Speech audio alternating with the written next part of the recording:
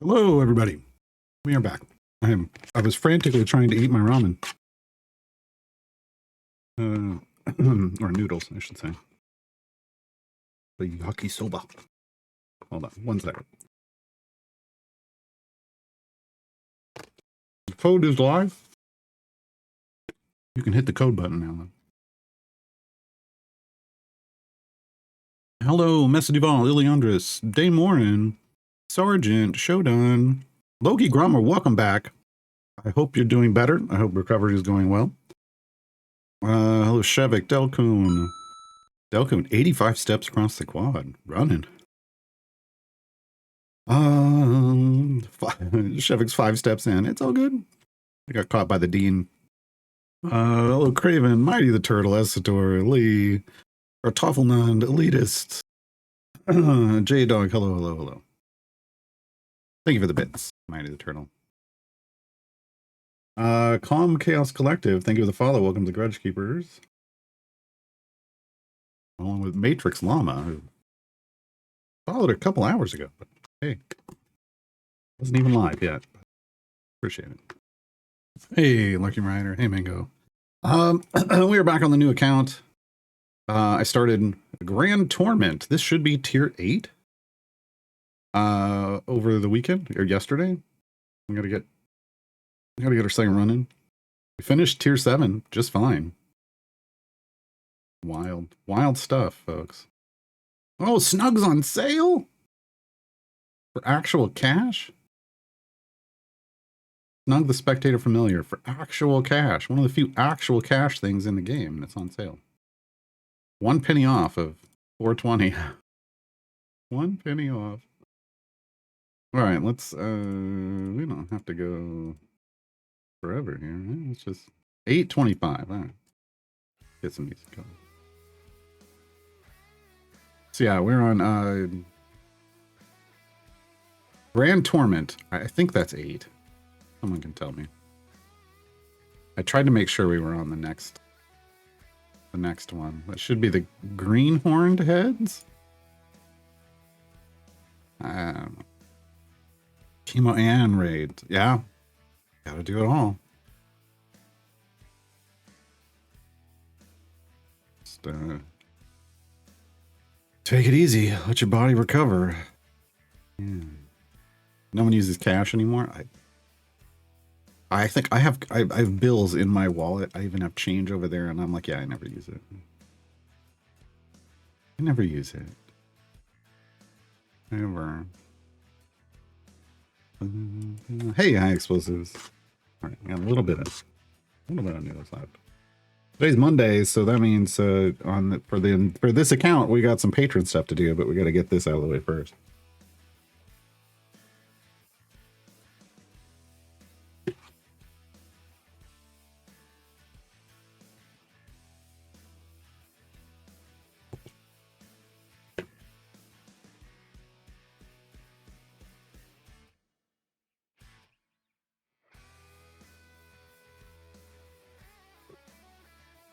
All right.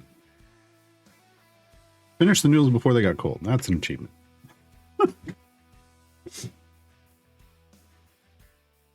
Dave Morgan says, always keep like $40 in your wallet in case your card gets skimmed and you gotta wait for the replacement in the mail. That's basically what I have, yeah. I have some cash just in case. Just in case, but yeah.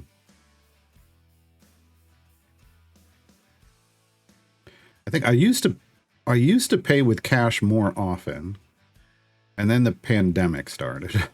And then I was like, nope, not doing that anymore. Back when they were really worried about touch contact spread and all that kind of stuff. And I was just like, meh. Just an extra step I have to go through to buy things anyway. I don't really need to. Oh, I just realized our legendary potion wore off. Get that started again. Go make another one. We got 20,000 potion reagents. I think I got enough to make one. I think I got enough.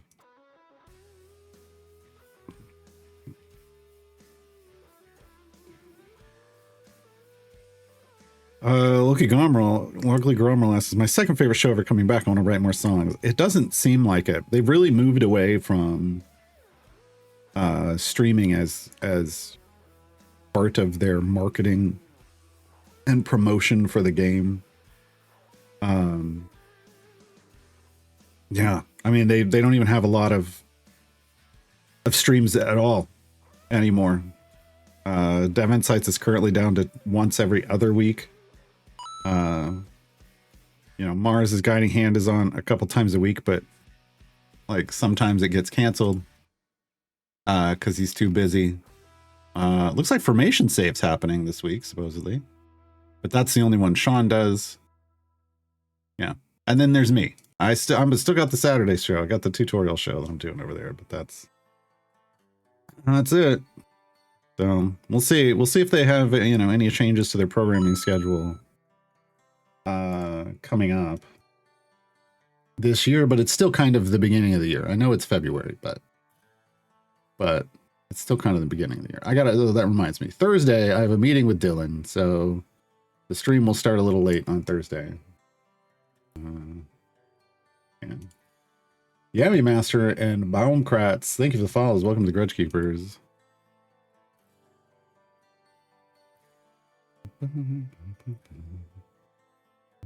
Elitist Madman says, the last time I used cash was buying a prepaid credit card. Nice.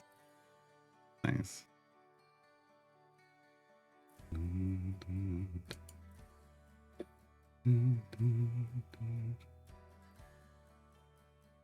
I hope so too, Loki. You gotta stay positive. I've had things like that in my family, various members, and you know, they all outpaced the expectations, so hopefully that's the same for you. Hey, Toy. Yeah, Shevik, going from multiple streams a day. Yeah, it was there was a pretty packed content schedule Monday through Friday for CNE Games around Idle Champions, and so it's a very different experience now. Yeah. Yami says, good afternoon, I'm from Brazil. I'm enjoying the game, but I don't know how to get new heroes and how to add the familiars to the team with them. So this event, Grand Revel, however it gets translated for you, these events are the number one way of getting new champions. So there's going to be 2 featured champions. That's these 2 that are kind of the fixed pictures. One will unlock on Wednesday. And then there's this is what we call a flex champion. Basically, there's a lot of slots that unlock, and you can choose from this list of champions. So you can get a bunch of champions in an event. That's one of the big ways to do it. Outside of events, there are these things called time gates, where it's basically a mini event. You spend time gate pieces if this ever wants to open up. Thanks, game.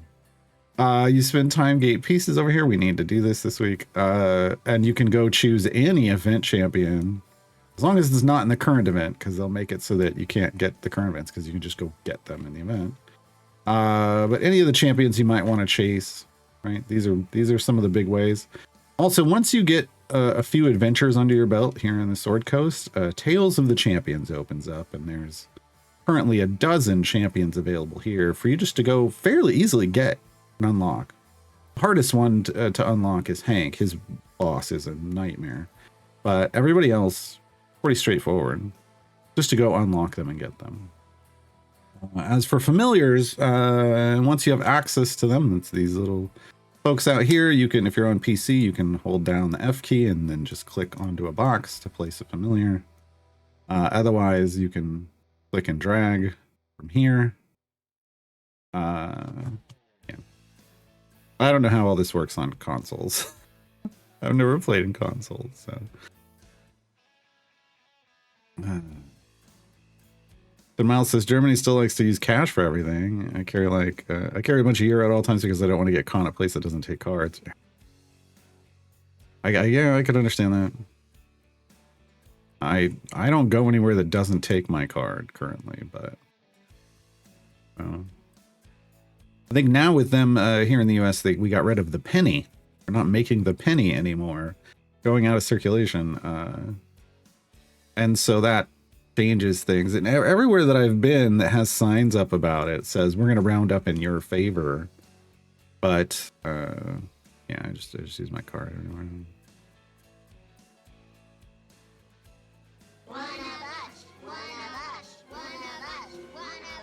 Ice Princess, thank you for the subs. 6 months, much appreciated. Yeah. Dave Morris says, I'm just glad people who write checks at the grocery store have mostly moved over to cards. Yeah. Yeah. I saw someone write a check once in the last year. And I was just like, it was like seeing a VCR. They still make you? I don't. You still exist? Like, I mean, I've got some checks in a checkbook, but it's like, if I've got to write a check, something's gone horribly wrong.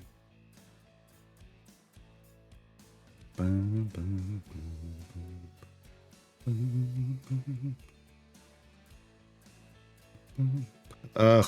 Yeah, the Super Bowl ads were garbage. I watched all I wanted to see was the Bad Bunny halftime show, so I suffered through the first half of the Super Bowl. I didn't care about it. And the commercials weren't. There were like 2 good commercials that I saw in the first half, and that was it.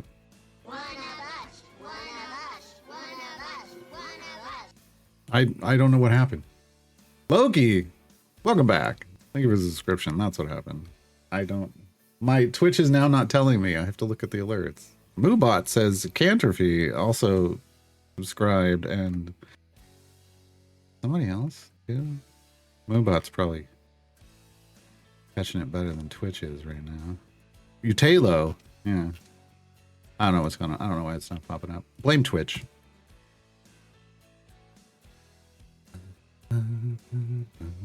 Snug is still $5.99 for you on Steam? Well, on Epic, it's $4.19.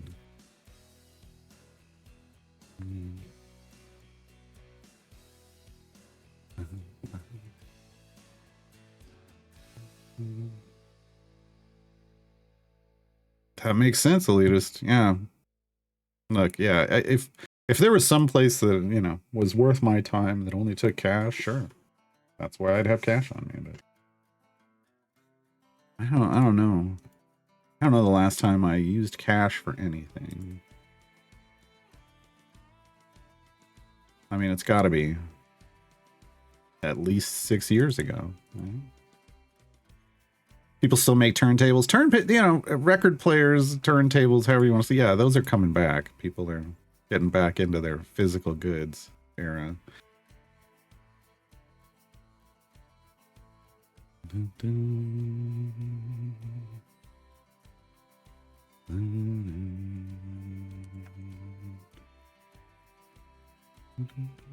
Oh, I need to get all the codes from over the weekend, including mine. You choose me?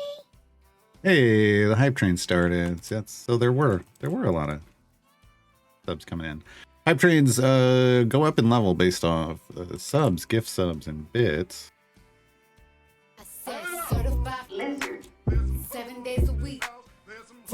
Speaking of, thank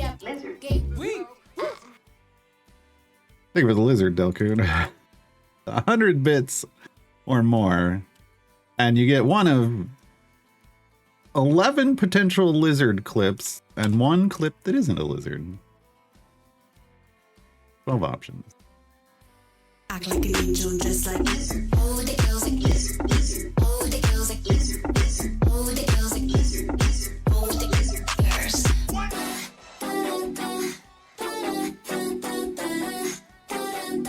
Act like an angel, dress like lizard. Thank you for the... Oh, right away. Thank you, Lee, for the lizard.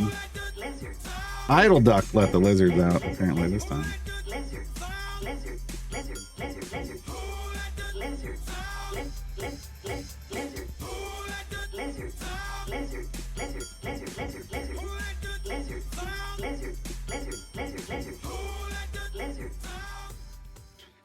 There's, if you want an example of how bits get you lizard clips, there you go. Ooh, we got a feat. The Laura, that might actually speed up our gem farm a little bit. Not a whole lot, but triggers her attack a little sooner. Not going to be super noticeable. You do it for the fun. Do it for the fun of it. Magic Breeze, who's the red skin at the bottom left? Who's the red skin at the bottom left? Like, we're talking about in the middle. Yes, you mean the bottom left of the formation. This is Lark. Lark is a member of the Fallbacks. The newest affiliation in the game. This is a complete affiliation. There's only 5 of them. They're kind of the new affiliation to get for pushing, because the 5 of them are solid together. They generate a big buff on their DPS, who is Kazrin. The Uggy buff is the big thing. Like, their Fallbacks affiliation bonus is big. And then, because there's only 5 of them, that gives you 5 extra spots to put in your 5 strongest other champions. And it's been working pretty well for people. Hey, Pinlair, been away from the game for a while. Welcome back. Is Zaka farming still a thing? It can be, or has it been replaced by Rust Fever Dream? No, it has not been replaced by Rust. There are a couple other methods now. So Zaka farming still is a thing you can do, and it's still, I think, one of the highest generators of gold, but it takes a lot of work, and it needs Kroll at 40 pilfer stacks to really get to the top. There are other methods. The Makos bombing is back. You may not have known that was ever a thing, because that was like a year 1 thing before Azaka came out. And it's back now because of Sergeant Nox. Sergeant Nox makes Makos better, and makes that whole situation viable again. But then there's also a thing that we call, well, that I call dirty gold farming with 2 R's. It's dirty, like Christina Aguilera dirty. Which is basically just a super easy way to soak up free gold while you're pushing, just by swapping your teams, like from like a hot, I keep like a speed team in 1, a pushing team in 2, and a gold find in 3, usually on main campaigns. And you just kind of tab into the gold find team after you've set a high bud value and you've got a fire breath potion going on, and you just kind of soak up the gold super easy and at a higher rate, and you move on. That's what I do. But Azaka farming is definitely still possible. It would get you more, but I get enough. I get enough. Yeah. Loki asks, Guard, do you finally have one of your characters in the game? No.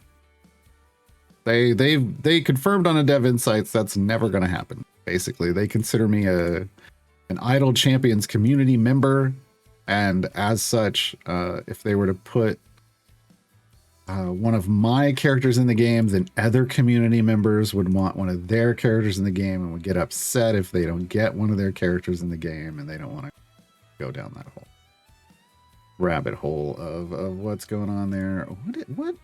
What formation loaded in here? I'm just realizing this isn't. That's not. What the heck? Strength 9 is what loaded in. That's odd. Okay. It was supposed to be Con 12, but Con 12 doesn't have familiars in it. Interesting. Fix this.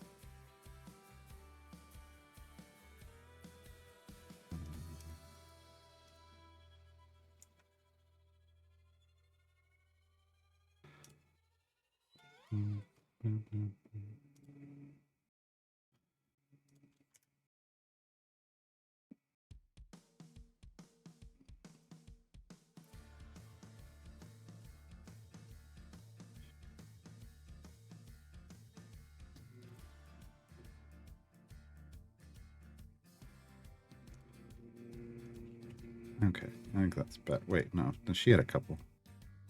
Yeah, these can go away. Those can go. Okay. Save that. So, all right. Where was I at?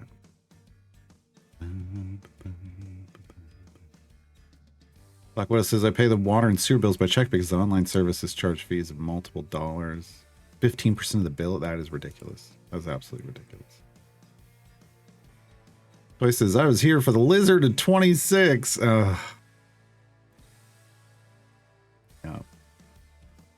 Yeah. Anson, I heard you mention the fallbacks one. Yeah, they're good. They're pretty solid. Basically, the DPS is Kazrin right here. I've only got what item level 13 and a couple epics on her.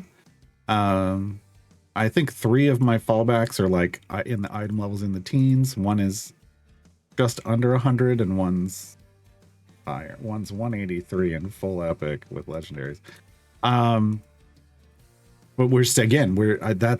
that's the power formation that we're using here. What was my 370 DPS with fallbacks in Tiamat is what I'm up to ish. So we're creeping up on 400, and it's wild. Yeah. Uh-oh, better get Mako's? Oh no. Oh no. I understand that reference. Oh, you increase the game speed. The easiest way is with potions. There's speed potions that you get out of chests you can use. There's also speed champions you can pick up. A lot of these champions are speed champions. They have effects that are speed effects. There's also a speed core, which apparently on Friday we got to level 12. Which opened up all this stuff over here. But we need 13. We need this path down at the bottom open. Because we don't want to split off over here into this. We want to come from over here where it's already a very high value. And magnify it to light up all of these in purple.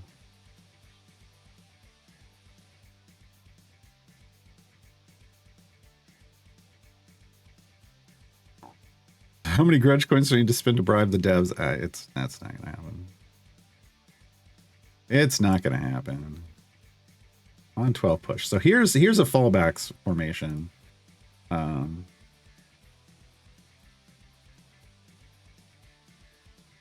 Here's the formation I used for this round. Let me get it all. This isn't necessarily ideal in every way.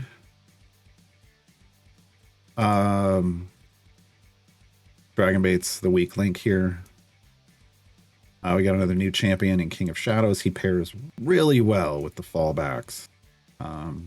This huge, oversized character over here, Anson, is technically the fallback's tank, but he can't tank at all. So we don't put him in the tank line. Yeah. So we don't put him in the tank line.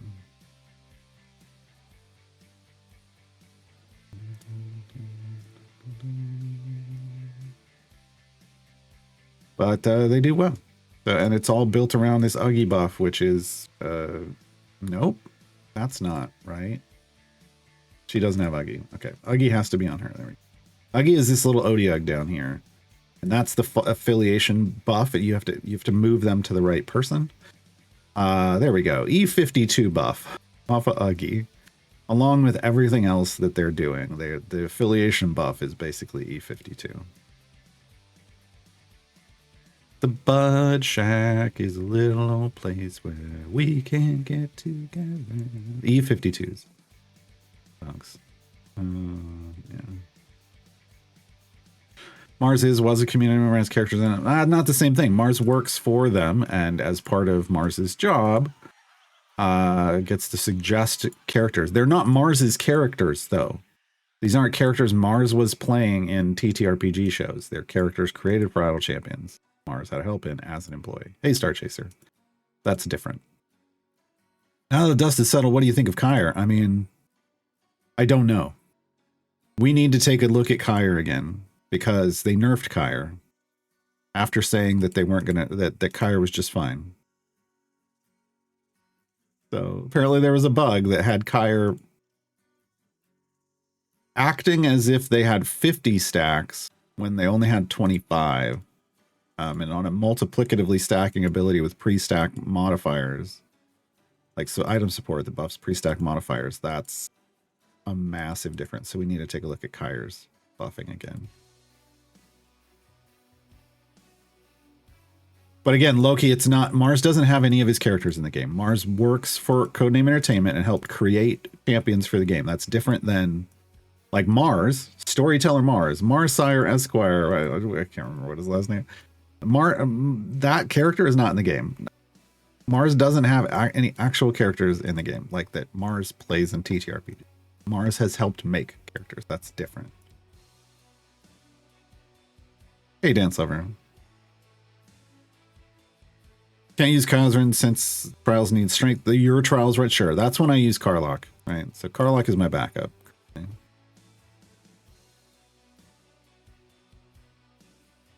Ron says fallbacks seem pretty good, but they sort of suffer if even one of them isn't available due to restrictions. Yeah, they do. Sure. Because you're talking about multiplicatively stacking abilities, you're taking a stack away off of 5 stacks. You know, if they were a larger group, if they were 10 and you lost one, it wouldn't be as big of a deal, right? Getting to the same kind of buffing total. But there's 5. So when you lose 20% of your affiliation bonus, it's, yeah, that's a big deal. That's why you gotta have a fallback team. You gotta have somebody to go to after that. You have to have a secondary team. This is my push team, sort of. Sometimes when the formation layout doesn't allow, like, forces me to put Kazrin in a place where she wouldn't get all of the buffs appropriately, then I use Valentine. I would rather not be using Valentine. I'd rather be using either Briv or Kyre. Well, I was going to use Kyre, but now we've got to check Kyre's power again. Kyre, Briv, because I legendaried Kyre, expecting Kyre to become a major part of formations because of her strength, their strength. They're non-binary. So you know, but for the rest of this, Dragonbait and Valentine are just kind of, they're kind of there because I don't have any better option. Valentine needs to be there to transfer buffs. Dragonbait is there because I didn't have a better tank.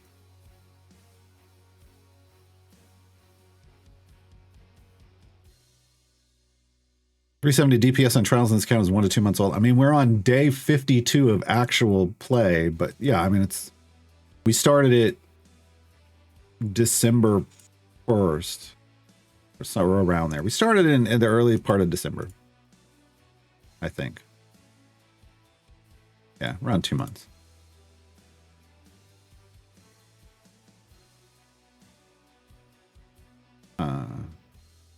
Obviously, we've been working on legendaries. They're up to 5s already. Kind of.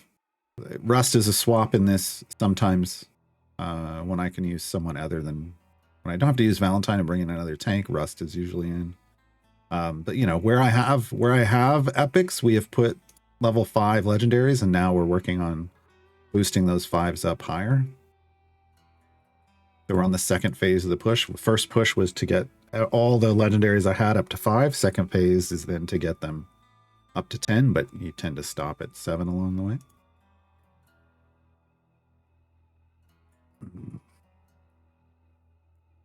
Not the same thing, J-Dog. Please stop. Please stop. You know it's not the same thing. They pay me to do a tutorial show on Saturdays. That's not the same thing.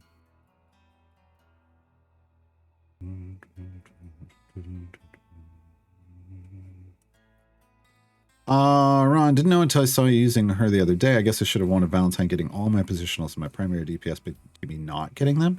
You can double up. It's just you want as many as possible hitting Valentine because of her mechanics when you're doing this. You also want as many as possible hitting your primary DPS, but usually when I use Valentine, it's because I can't get them all to hit my DPS.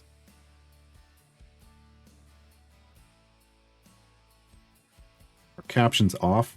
I have heard there are Twitch issues that make captions not show up. I'm seeing captions functioning in OBS and they are turned on to go out to the stream.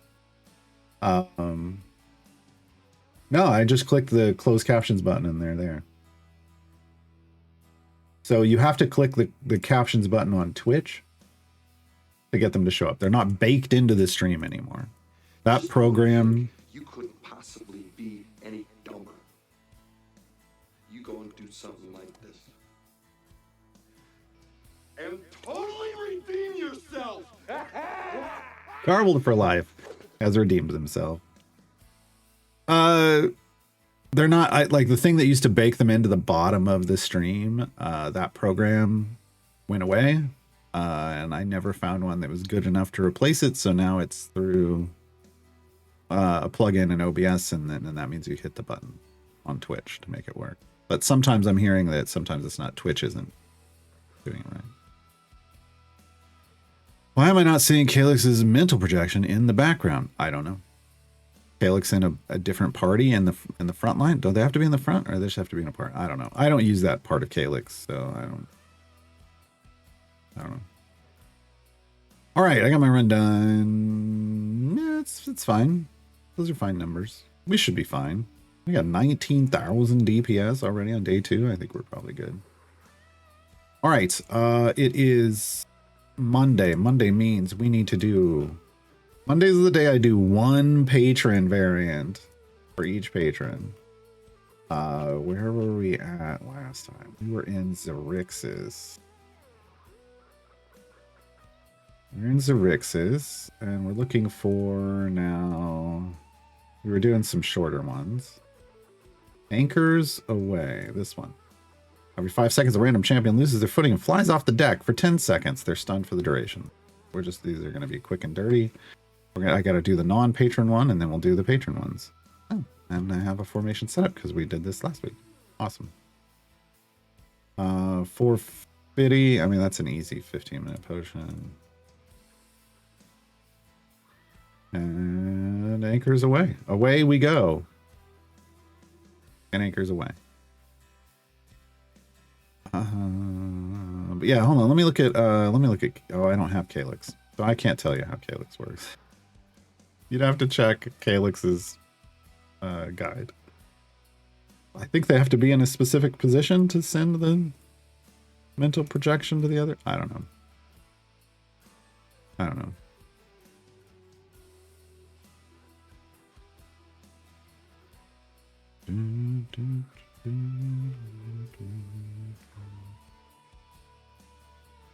I mean, if you have a cast team, I mean, that works too. I think it's good to have a couple different teams so that when one can't be used, you've got something to fall back on. It's gonna keep happening. You know, in this situation, I've chosen to go with. I started off as a Carlock, always, because if I can get Carlock early on any new account, I'm gonna run Carlock. But it just so happened we were running into all the fallbacks, like as they're, you know, so we picked them all up. And they do real well. They do better than Carlock because they scale with gear. Carlock doesn't. So Carlock is strong until you find someone stronger. And now Carlock's a support in that group and is a great support. Cass would be a whole other situation, but you know, you get Cass with Tales of the Champions, and they give you champions that are going to buff Cass pretty well. There's no reason you couldn't just do Cass, but why not both?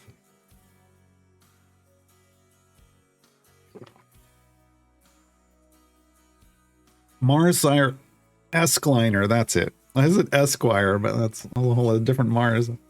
Marsire Eskliner is Mars' actual character.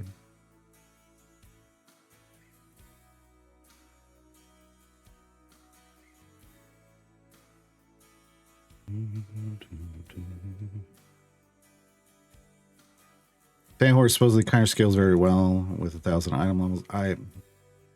I don't. All of the information I know about was last week when the bug was still in effect, and I haven't looked. We'll look again. We'll look at what. Wait, I think we were in the E30s, weren't we? Let's bring Kyron.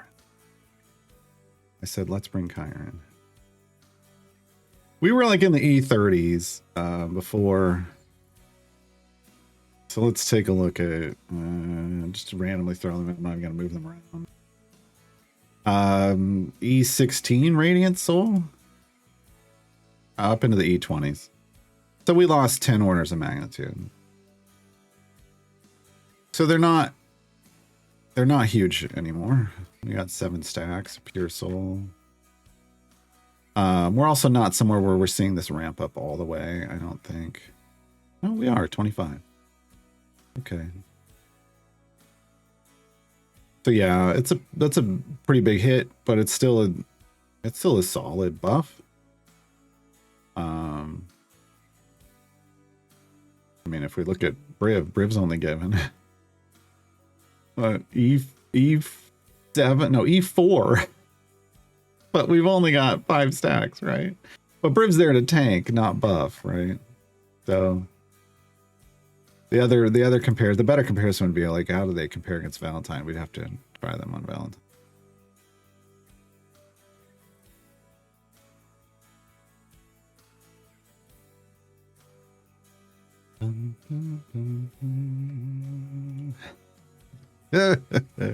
We're on an ad break. Hold on. Finally catching up in chat. All right, we're back. Garbled for Life says, "Oh wow, did not expect that." Yeah, that's the redeem yourself. That's basically it's a channel point thing, but it doesn't really say what it is. It just says redeem yourself, and it's a Dumb and Dumber little segment. I love it. Oh, I could have a whole list of Dumb and Dumber jokes in that if we could find them. There's that one that's all like, "Wow, check out that butt," and it's like, "Oh yeah, he must work out." Like, oh, so good. That's so good. And then there's the whole, "So you're saying there's a chance." I should look those up. Chad is saying Calyx does need to be in front. Oh, we weren't on an ad break. We're about to start an ad break. Oh, Twitch, why are you doing this to me? Twitch is sending me mixed messages.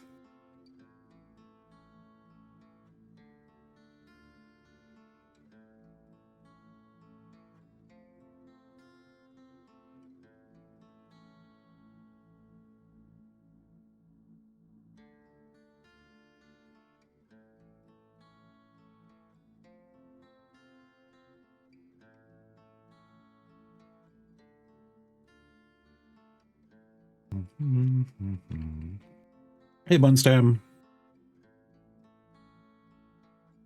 Hello, Pexel.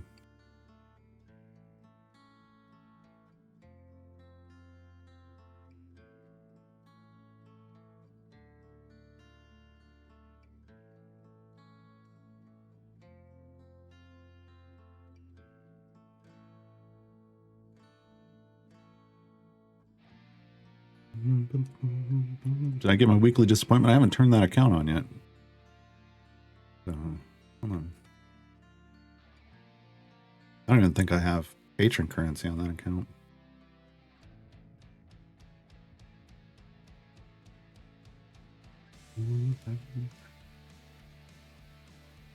Hey, we finished Trials of Mount Tiamat.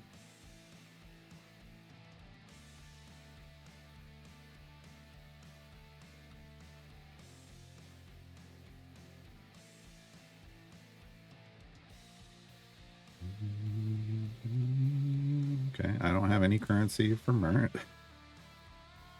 I do for Vajra. I don't have any for Strahd, but I do for Zero, and I don't have any for Elminster. So, not a lot of disappointment on the main account. I'm not even going to bother opening those. Alright, we're back from the ad break. What do I think Raceland is going to be like in the game? I don't know. DPS, I would say. Will they give him a health malice but extra strong? I don't know that.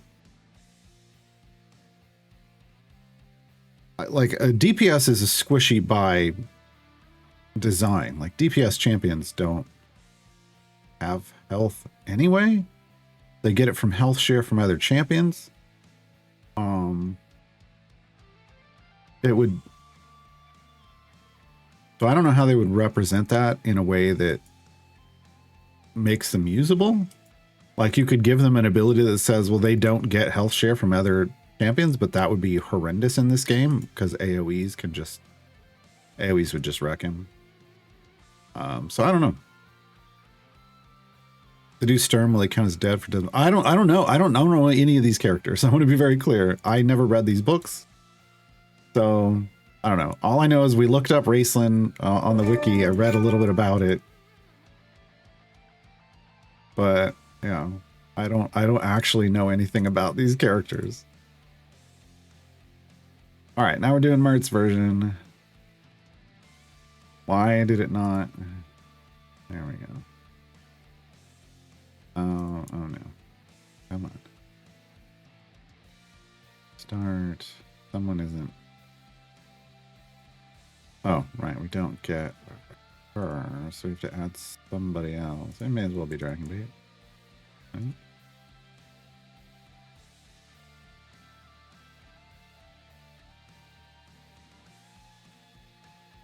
$15. Basically, we're just doing like one variant because it's going to give us the currency that we need to buy our time gate piece and our Modron chest. It'll give us some influence, but the influence for these with these short runs isn't going to be enough to get us anything. Not why we're doing it. We're just trying to get our purchases done for the week.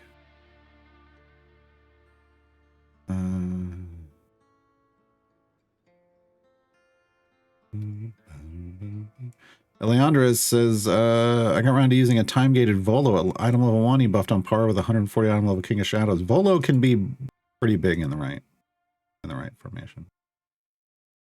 Yeah. Well.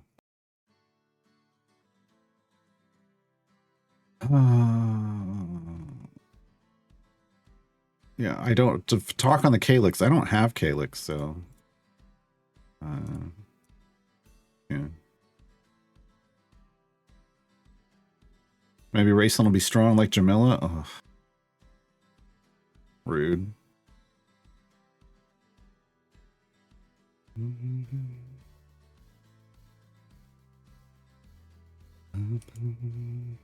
At least Madman's something I'm curious about. I never hear much about Yorvin. Are people just not using him? I use Yorvin. Yorvin's a beast. The problem is like Yorvin is here with Kazrin. So if I'm doing the fallbacks now, I can't use Yorvin. But when I'm doing a Karlach party, Yorvin's a huge support. Yorvin's a beast of a support. I don't use Yorvin as DPS, personally. But, yeah. Yeah. Good time. It's just even with Yorvin buffing a Karlach, it's the fallbacks party is better. Edelpeka, Vi is a strong champion in this game, right? Can be. She's got a stacking mechanic, and that lends her strength if you stack it up.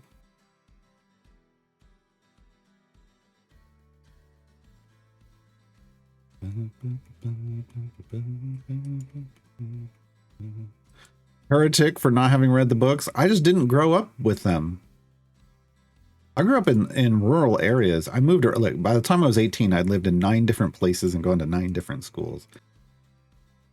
Some of those were in very rural areas, so I didn't get access to this kind of stuff, and some of it was in the Midwest where people, this was during the Satanic Panic, so stuff that had anything to do with fantasy was not getting pushed on most kids. I had some. I had Anne McCaffrey books. That was the most fantasy style books I had at the time.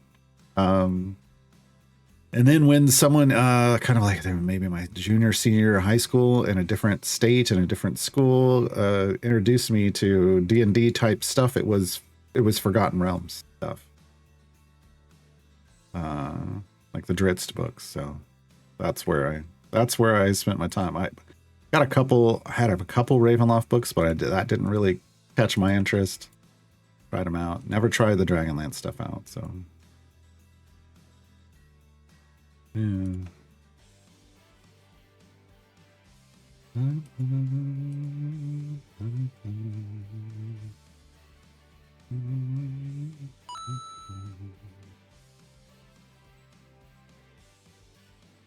Normally the only place you could get access to books was 3 major city libraries. I didn't have libraries near me because of rural areas. Like I remember like the first, I think where I lived kind of 4th through the start of 11th grade, the community, the places I lived, there was a town with a library, and it was where we went to go grocery shopping. And I know I got a library card and got books once, but it just wasn't a place my parents took me back to. I didn't have any way to get there on my own. I was a kid. And that was the same, like, you know, throughout high school. There was one place where we lived for a couple months where we were in a town finally, but we were only there for a couple months. I never, man. The school had a pretty good library. I read a bunch of stuff in the school library, but then we moved again. So it just didn't, kind of stuff just didn't happen. Did I see the lizard in the Super Bowl trailer of the upcoming Pixar movie Hoppers? I did not really watch. I saw the first half of the Super Bowl, and then I watched just to get to the Bad Bunny halftime show, and then I stopped and I watched something else. I just wanted to see the halftime show. It was good. Don't understand Vlithrin's power. No, she's good, but can't figure her out. I mean, I can't. It's built around species, if I remember right. Hold on. But honestly, I tend to not try to build a party around Vlithrin. I just throw Vlithrin in, and it tends to work. But I make a pretty diverse groups, I guess. She needs to be. She buffs in the columns in front of her, so she needs to be somewhere behind your DPS. She has a multiplicative buff based off global blessings, but it's pretty small. I think it starts at like 10%. So, but her main thing is her spec choices. So building around, oh, that's what it is. It's int 12 or lower. Total ability score 78 or lower, or unique species, and I tend to go unique species. That tends to be the one that's the biggest for me. That's why I said it's built around species. That's your pre-stack. That's the one. That tends to be what I look at. But it's one of those three groups, right? Kashyyyk is pretty rural, yeah. And it's pretty rural.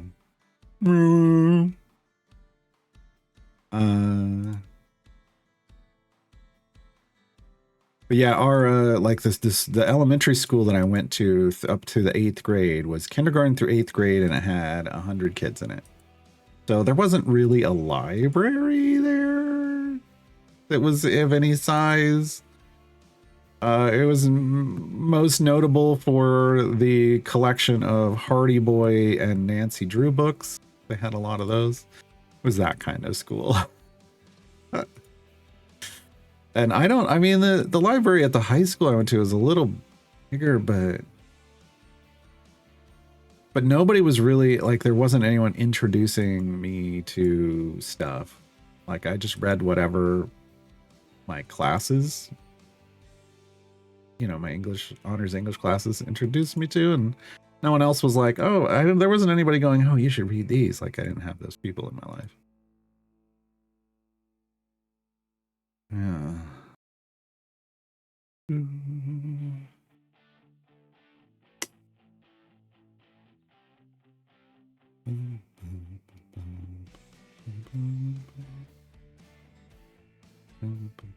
Leandros, is it normal for the Devourer to jump all over the screen all the time? No.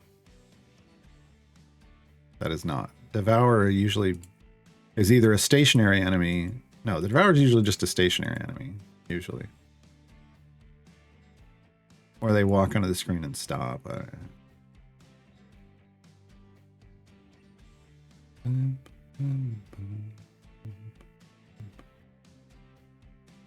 Star Chaser. Wait, was this back in the day when libraries had card catalogs? Yes.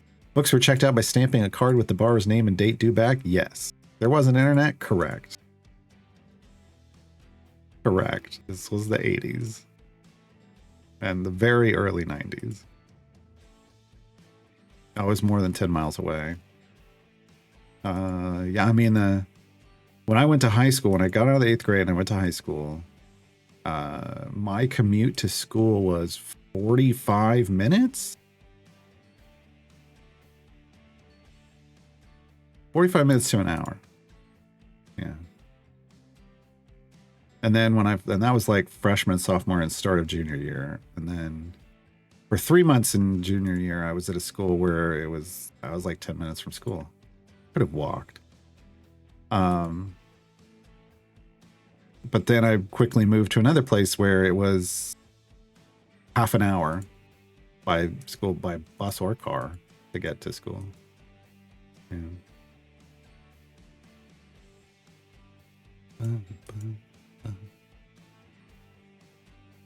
Tomcast Collective says my school is 1st through 12th, less than 200 students. Wow. That's, yeah, I could see. Yeah. I mean, if all they had, where I grew up, it was the community. They had the elementary school, but then there was a bus that could take you to the high school. But then that high school was basically magneted from lots of communities. And I didn't go to that one. I went to another one. It was, 9th through 12th, 400 kids. And then when we moved for 3 months, I was at a school that was 10th through 12th, so just 3 grades, and was like 1,000 kids or something like that. It melted my brain a bit. That many people in one place. And then when we moved, I was back to like, 4 grades and 400 kids.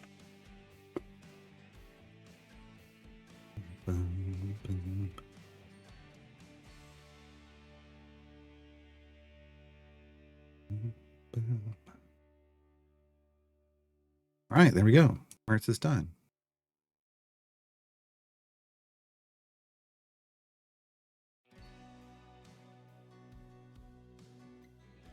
Rural bus loops are huge. They can be, yeah. They can be. All right, and we go again. We did not save these. All right.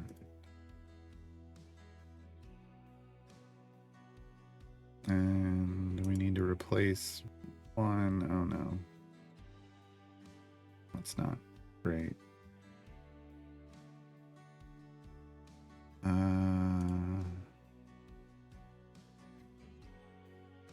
Yes, we'll just do Azaka.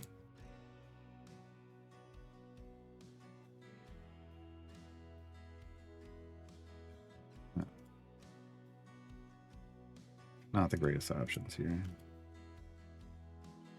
All right, over to Mert shop. Time gate piece, thank you. Modern component chest, thank you.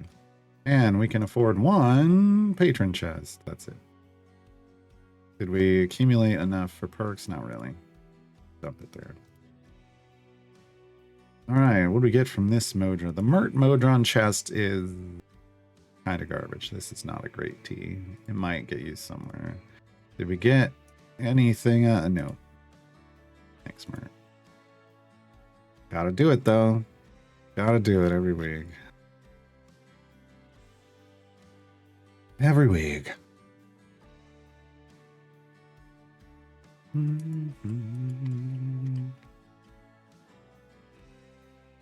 are we on gems? 87.51.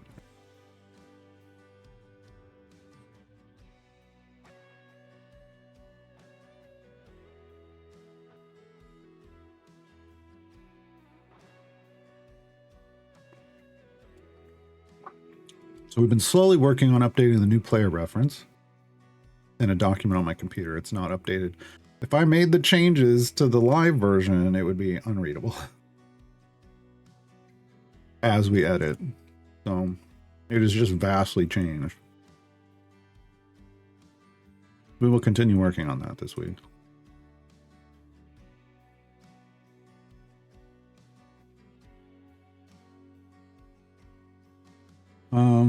Edopeka, it's because that's just what the game says.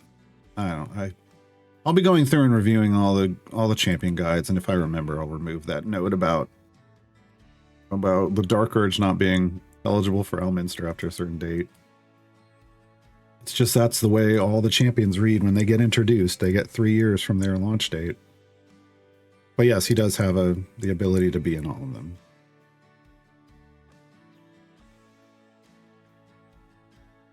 Chaos Collector says, my parents drove me in the morning because the bus would have taken 2 hours to get to school. That's wild. That's wild. I think most of the places, I mean, my parents took me to, well, when the bus stopped in my house, like 4th through 8th grade, the bus just stopped in front of my house and picked me up, and it was on the way back. I mean, it would have been faster had my parents drove me, because there were still like some detours they had to go down in these rural bus routes. I was picked up in the first maybe half of it. But on the flip side, I was one of the first to get off the bus at the end of the after school. But you just rode the bus. That wasn't even a thing. And then in high school, yeah, my parents were never going to drive all the way out of the way, because it was out of the way.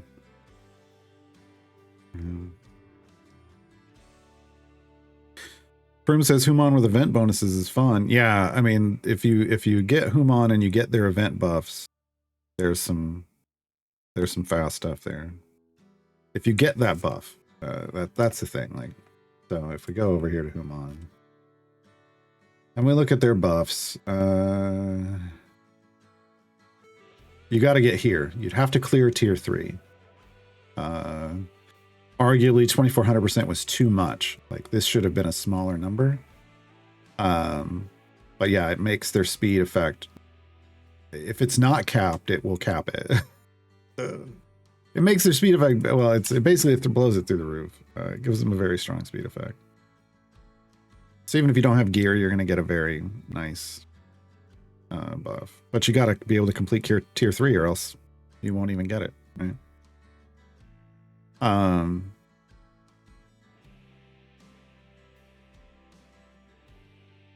It's one of those things where, like, you would still, if you don't have Human, you still want to get Human, because there's this really strong speed champion. I'm using him right now. But you know, just remember, like, don't get them because, oh, they've got this buff. Like, if you're brand new, you're not gonna see it.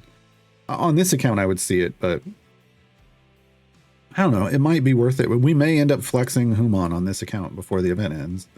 I don't need epics for them. I have the one that I needed. I just needed this one.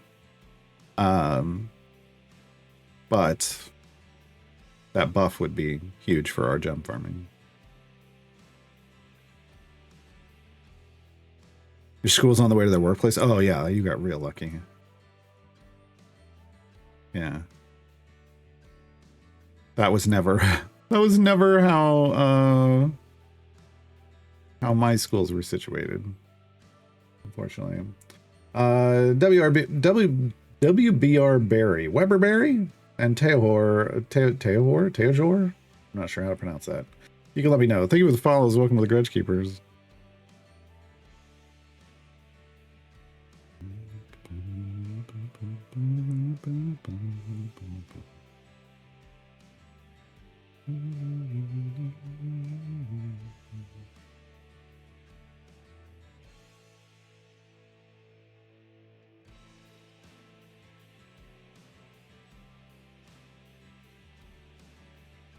You're missing Calyx and Brother Uriah. Allow just for completion.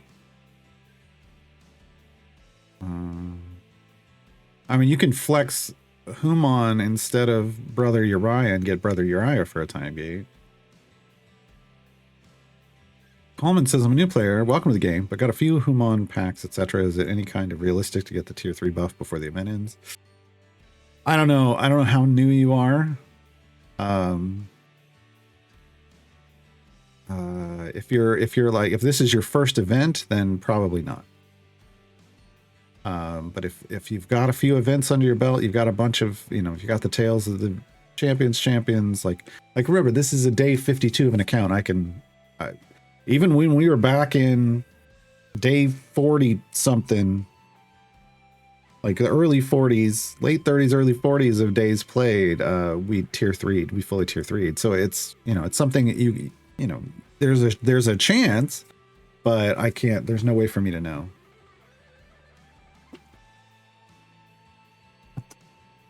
Hail Hydrate. Everyone's accounts are just very subjective into how each individual person has progressed them, even when they're newer, in their first few months, how much you play, et cetera, and not even just how much you play, but like what you've accomplished. There's a damage requirement for tier 3 in an event. So it's really based around, can you put down that damage in restricted variants?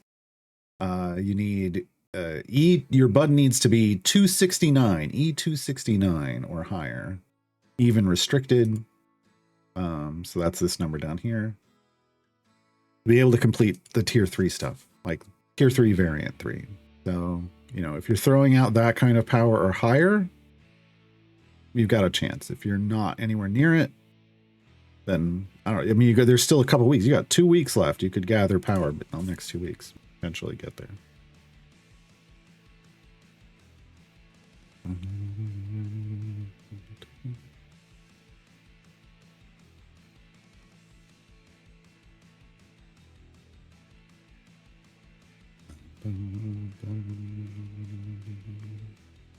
This is your day 4, Comcast. You're fine. I've got this whole this new player run up on my YouTube channel. You can like see the days as they progress, but my days might be different from yours.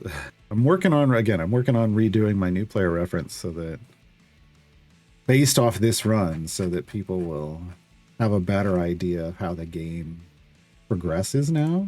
It is in a very wild and overwhelming place. I was overwhelmed. As someone who's been playing the game for over 8 years, when I started this account, it was unlike any experience of playing a new account of this game. I do it every year, at least once a year.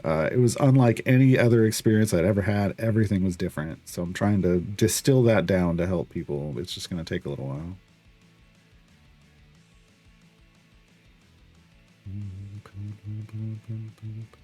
What bud do you need for tier 4? E429. E426? E429? Somewhere around there. Hold on. I want to say 429. 429 for tier 3 variant 3.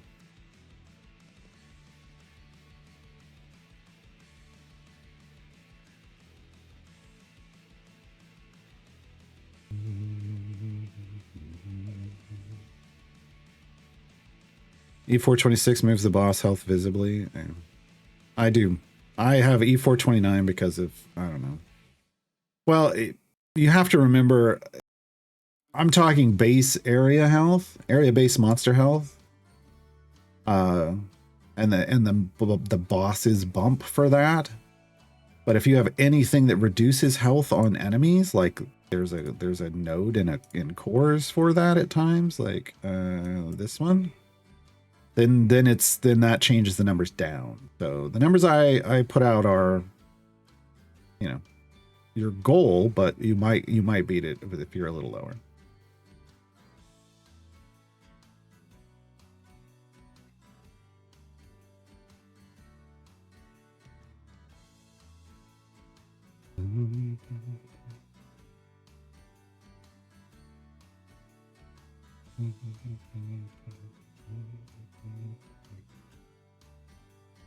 Kind of between tier 3 and tier 4. I'm in the same spot. I'm between tier 3 and tier 4. So the variant 1 of tier 4 is E322. We cleared that last event during the last week of last event, and we've been able to do that again here. So you already cleared that for Kyre and already cleared that for Karlach. The 1400, we cleared 1400 in a free play in the last event. But restrictions can just really gut you.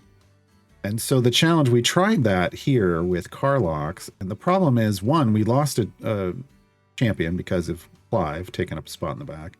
And two, they force Karlach into the tanking position. Karlach cannot tank well in this game. It's sad, but it's true. Karlach cannot tank well in this game. So she gets hit, she falls over.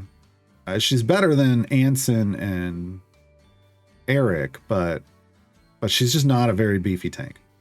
It's unfortunate. She is a beefy damage dealer and a strong support. She just can't tank. So forcing her into a tanking spot is makes things problematic. So I don't know what's going to happen. I was hoping maybe we could clear at least one champion's tier 4 this event, but I don't know who that's going to be.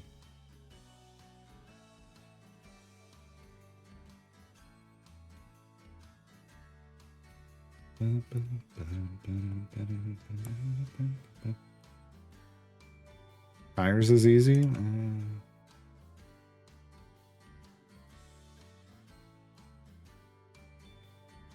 I mean, we're down a champion.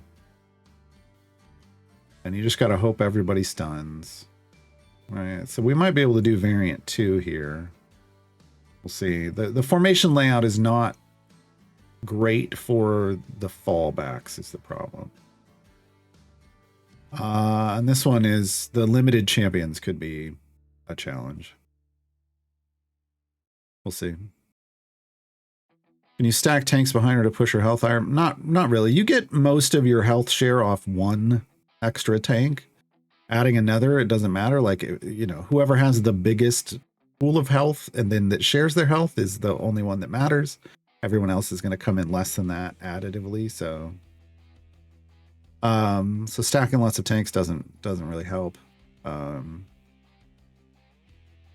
know.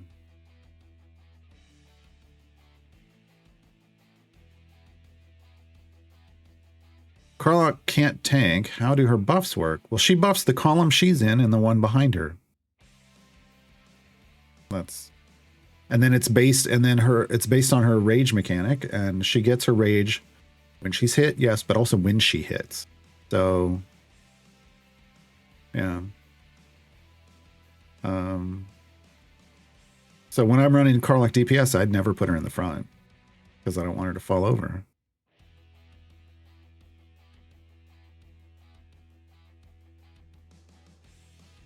So yeah, reread that ability because it isn't just about tanking. All right.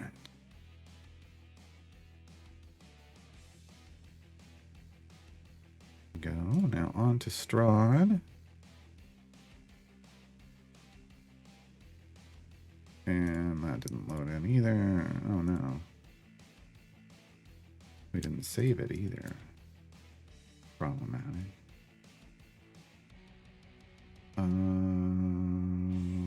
Rear deck, I'm guessing.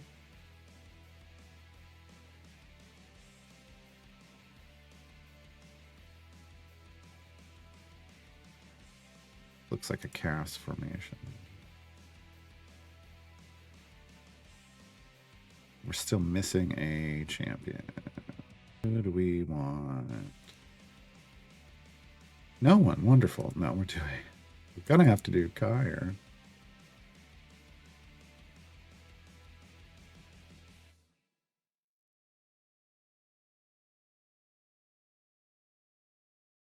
Dex 60. Oh, that's pretty good. We'll go with the 8 already. And adjacent, so we move them back here. Yeah. All right.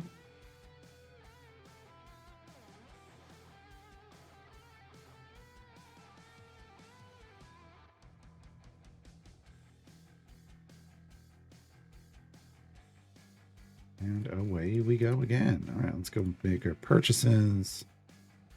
Vajra. Go. Anything we can dump? No. Doesn't matter. What Vajra give us for pipes?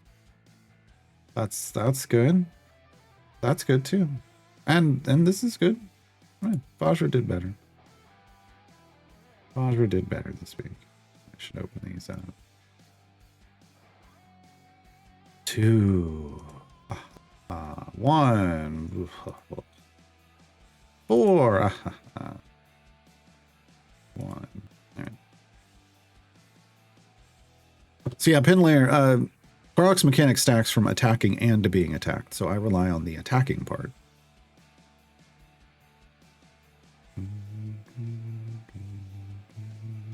Yeah, I remember that the escort does stun increase. It just you still have to wait. It's only 10%, so 1 in 10 chance. So still not great.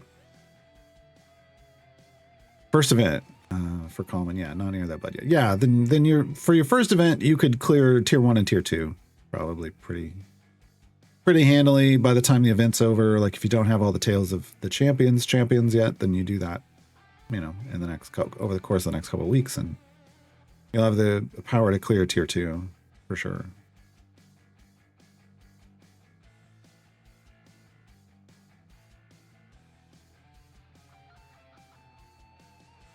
Any recommendations for Karlach supports without the crit combo? I mean, it's just you go with whatever the biggest support is. You can pick up Hank in Tales of the Champions. Again. Hank has the same crit thing, 50% crit boosted crit chance, but it's based off knockbacks, which he has a knockback, so he'll feed that. He'll build that up himself. So he works into that. He can work into that scenario instead of Duke Ravengard. But he'll still buff Strongheart, Stronglight, that will then ramp up Karlach, and you still get that crit combo.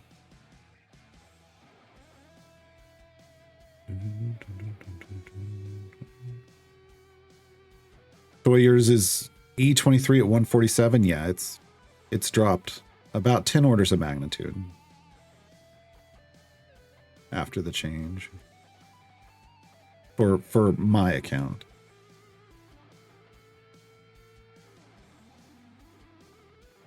Hey, Ratsakan.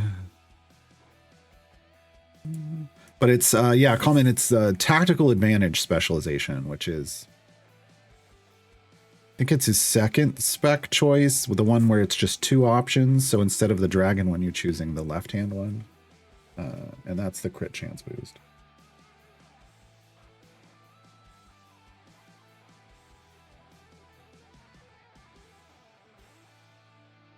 Over 10,000 gems now. Up to 10 time gate pieces. We'll be able to do 2 time gates this week. Well, no we won't, because I need 3 for the event. Never mind.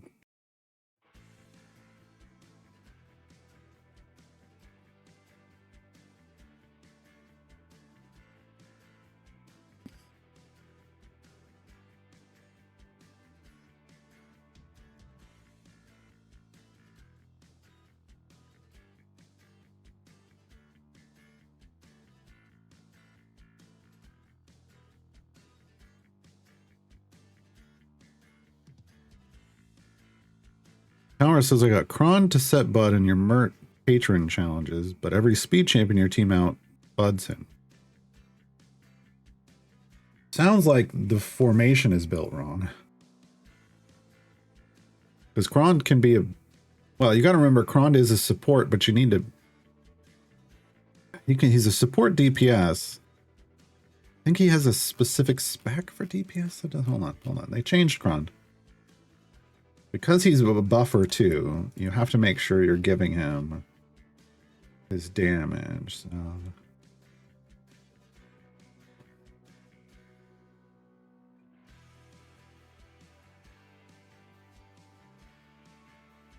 I think you want Eldritch Strike back.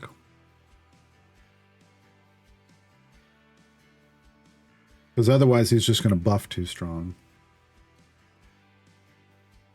Yeah. But you've really got to build a formation that points the buffs at him and not just generically buffs. I just don't bother doing those, if I'm being honest. I don't do, I mean, on this account, I don't do any of them, but even if I was doing them, I wouldn't do those.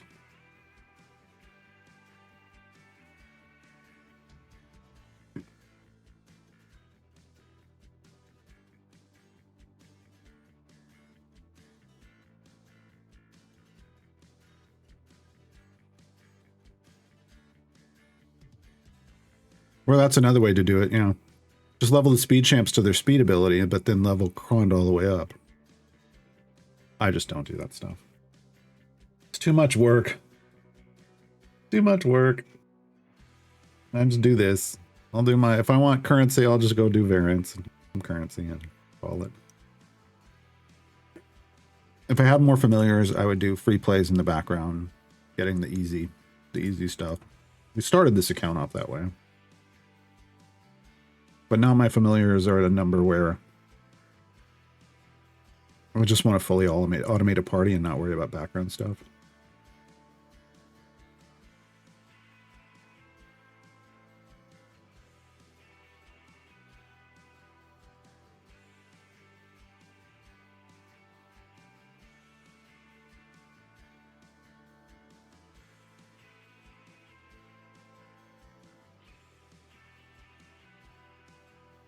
I think you forgot freely from that list, Thinking Ryan. Or are we thinking Eldritch in a different way?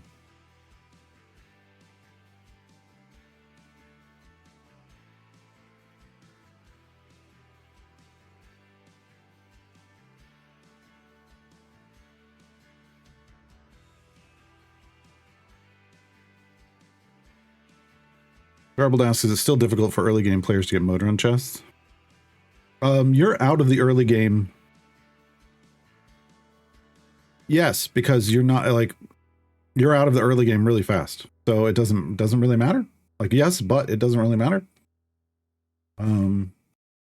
You'll get your patron, your 4 patrons, the 4 patrons that matter. Elminster is late game and beyond patron. Don't worry about him. But you'll get these 4 really quick, and then pretty easy to get your mode run chests each week.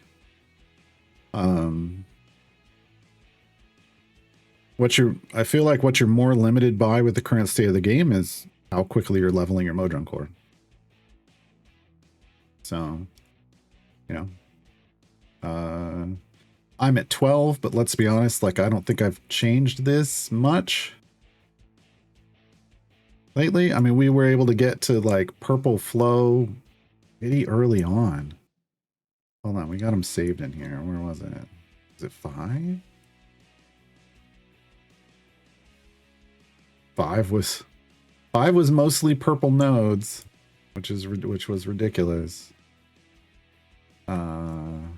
6 was probably all purple. Yeah, 6 was all purple. So I mean, you can get there real quick now. It felt like it used to be like 8, level 8 and beyond was when you'd have the pipes to be able to full epic, and now you can get there quicker just because. Yeah. It's just, you're flying through the game, but it's almost like you're able to unlock the patrons so much faster. Tales of the Champion, I mean, you start off with 12 champions, then you get Hitch, that's 13. Tales drops 12 on you, that's 25. And then Hank's time gate pieces start producing champions out of time gates and events, and the next thing you know, you've unlocked Strahd, and you're like, and you're going, wait, but I haven't unlocked Mert yet because of the item levels needed, and it's a whole different thing now. So it's early game isn't something you're actually in for long anymore. Yeah.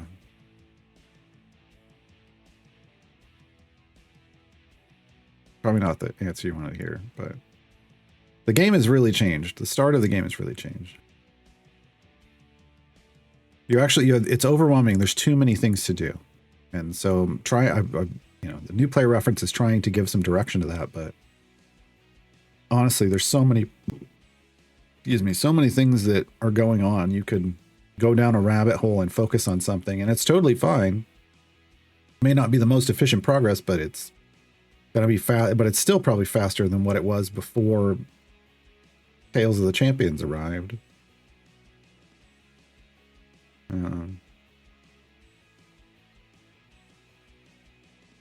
But clear all other cores when not using them to push. I mean, like of their pipes. So all I pipe on a background core is just the automation node, and that's it. And then you save that. You could always, well, I didn't do anything here, but like you save it as automation only, and then as you level it up, you could pipe out others. And that way you can kind of share pipes, so you always have an automation one that takes it down to the minimum, and then you switch over to another one and load in all of the pipes. Like, you can do that. On this account, we never even did anything with this one. We just got out of background groups way faster than expected, and into gem farming just so fast. Like, this is a gem farming account functionally at this point. Like, we're into the part of the mid game where Mondays I will do my one patron variant to get my weekly purchases, and then it's gem farming because we're chasing power through that. I could have chosen to go down the I want a full epic everything path, in which case it would be lots of active play with doing patron variants, doing regular variants and then patron variants. I just chose not to do that because this isn't a full, this isn't a forever account. This is a limited play account. So the thing we're trying to figure out now is like, how quickly can we get our speed team fleshed out?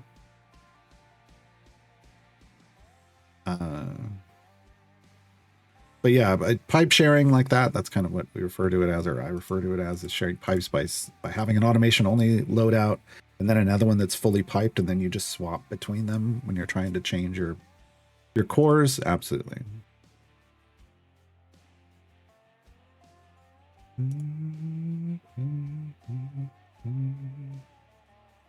It's interesting to hear how things have changed. It's a little ridiculous. Like, they talked for years about how they don't want to overwhelm new players, but the current state of the game is outrageously overwhelming for new players. It overwhelmed me as an experienced player because it was so different from anything I'd ever experienced. So max number of T's, it's 4. Performance-wise, they just can't add a 5th. It just, it's too much. Too much.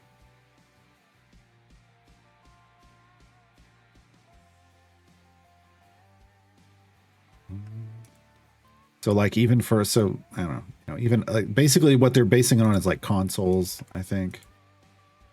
And if they have more than 4 parties running at once, the game just completely shuts down on consoles. Obviously, different computers are going to have different abilities of doing stuff, but they're not going to release a 5th party and have it only be on like high-end PCs. Like, that's not good.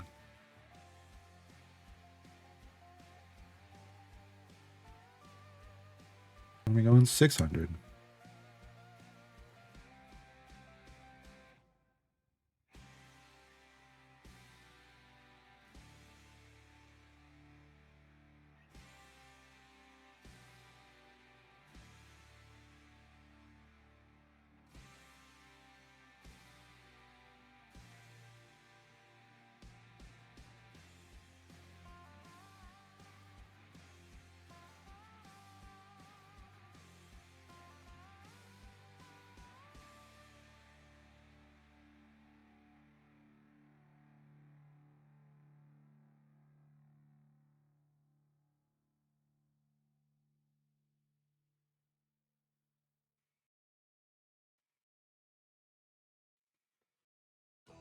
But yeah, at this point, so Mondays has become, do the patron variant to get the currency. One of the other primary things, other than gem farming, we've got a patron variant a week currently. Forge runs to up our legendaries. We do that after every time a trials run ends. We look at our scales and we go figure out where our forge runs are going. Which, speaking of, we're at 29,000 scales of Tiamat, so we got to do a forge run. At least, well, that's probably 2 runs worth of scales. What else? Time gates, but we're not picking up new champions. We have the champions we need for the most part. What we need are, like, if we were picking up new champions, it would be to try to get better groups for these patrons. We're pushing bigger patron variants. But instead we're time gating to try to get epics on key champions. So Eliwick is one of our time gate rotations because we're trying to get her Deck of Many Things epic. I believe I was. Did we do Kazrin? We did. We did Kazrin. I could tell by the area goals. So she's in the rotation. And I think I kind of want to do Sentry to get this this epic. I think Sentry is going to be the next one we do. Because I want to get that speed effect capped.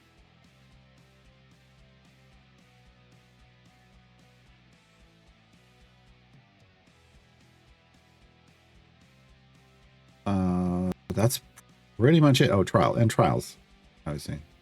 We've been moving up a tier every time. So this is, I think that's, now I got to go look it up again. Pretty sure that's tier 8. I think tier 7 was last week.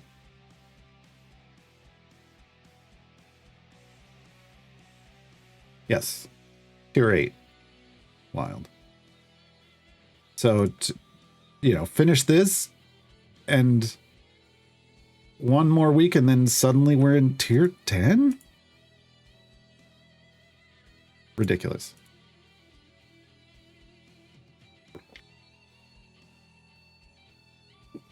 Ridiculous. That's how quickly we're in tier 8, 52 days of play in. Now, obviously there are some days that we didn't play, usually weekends. To go through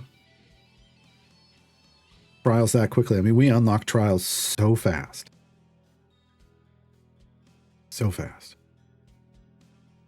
Finlair, is it worth pushing for favor and time gates for the bonus on permanent favor? That's a you call. You're going to have to make that call. I personally don't find any value in it. There are some people in this community that swear by it, but only really at like end game, late game and end game, feels like is when they're really pushing it. I don't find any use in it early on.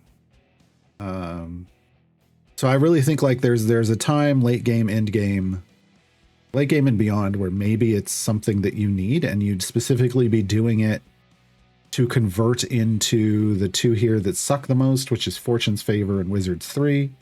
Try to boost them because you just can't earn any there. Like E17 and Fortune's Favor is off a couple conversions. I think we got up to 15 or 16. That's it. I can't get it any higher. The Wizards 3, I might be able to get into a little higher. I really don't know that I could though. It's just real. It's that bad in those campaigns for earning favor. So, you know, there are people who will push once they care about getting those things higher, they start pushing more in their time gates as well as in their trials runs, specifically to get favor and convert into that. They convert their events into, but events it's easier. Events I always recommend getting as much, you know, getting a good deep push in because its return on your time investment is better. All right, Anchors Away for Zerial. Anchors Away for Zerial. Oh, I didn't save that one. Right. Great job, past me.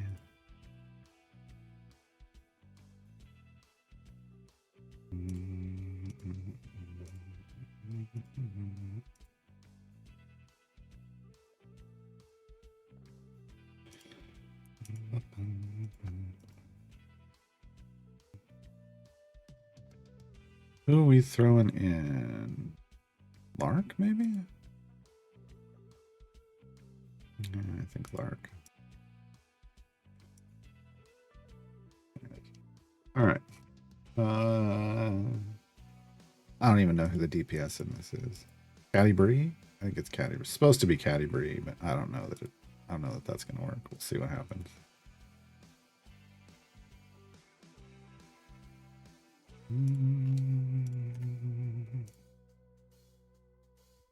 Start.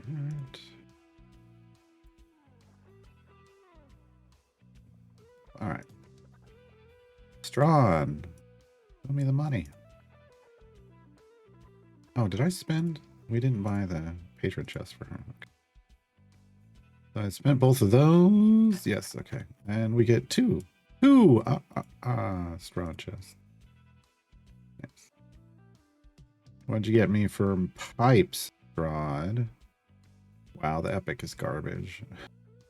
This one's not bad. I will take this. And that's, yeah, these two are good. The epic is laughable. All right, Bajra's chest. Do we get anything good? Nope. We're just looking for epics here. Just fishing for epics from patron chests. That's all we care about. Nope. All right. We're just moving through those pity timers. That's really all that's happening. Just weekly progress through the pity timers. If I cared more, I would be doing more patron stuff. But again, limited play account. This is going to get shelved at some point. So it doesn't, you know, I'm just trying to test other things.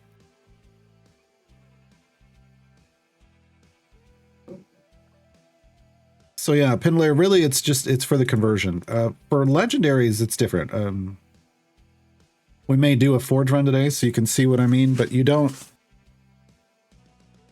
consume favor the way you might think. I know you're supposed to spend an order of magnitude to level up a legendary, but there's this thing we call forge runs, which basically negates the loss. So basically you do a deep favor run where at the end of it you have earned, you know, here equal to or greater than the amount of favor you had before. And then before you reset, you level up your legendaries for that use that favor. So that when you reset, you've got the same amount or more, and it's like you didn't spend any. Right? So conversions like that aren't really, you know, they're not really used for that. Like your overall amount of favor, like ours has been slowly creeping. So you see a lot of E50s, mid to high E50s here, but then Helms is E65. That's the most recent forge run we've done. Those are going up not from conversions. Those are going up for these forge runs regularly with all of this new power. That makes the bonus from time against events wasted. No, it doesn't. I think you're misunderstanding.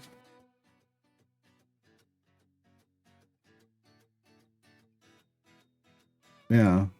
I mean, as you're still progressing up through the game, your amounts that you're going to get is going to keep going higher and higher. Again, that's why when you get to a certain point, you don't convert into any of these other campaigns where you would be spending where you're using your favor for legendaries. You only convert into Fortune's Favor or Wizard's 3. Neither of those consumes favor for legendaries. Neither of those are linked to legendaries. And that's the only place really that they become your targets for conversions, because you'll never grind them up. But the other places you can keep pushing higher and higher just by getting more power to push further or better development of your gold farming team. So you're not wasting anything in that regard, because they're not like on this account, I'm only converting into Fortune's Favor because it's where I need it. Everywhere else I can earn. Everywhere else is, you know, my blessings are topped off and I can continue to gain more just by continuing to push and progress. Even Tales of the Champions, which isn't even finished yet. All right, like all of these I've maxed out and we can keep growing. I think we're done. Oh. Coralons. I need to do one more in Coralon. The next one I do in Coralons. Oh no, we did it. I just never hit the button after the last one. So now Coralons is done. I literally never hit that button. And we didn't do this button either. Boom. So these are done. And the only things that suck are these. I literally haven't spent anything here because I could spend here, but none of this buffs my group that I'm able to use. None of it. Absolutely none of it. And I literally can't push and get more than this. So Fortune's Favor is the worst. This is the worst campaign for favor ever. It was the worst idea. And they've just said, yeah, no, it's bad. We get it. And then they didn't fix it. Wizards 3 is a little better. We were able to get into the 20s. I got this, which is really all that mattered, but I still can't, like, there's no point. I'm not using an evil DPS. these aren't bad, but they're capped. Like we might be able to do one more run and get some more of this, but everything else is going to be from conversions. It's rough. Those last two campaigns have been real bad in terms of how they present favor and stuff.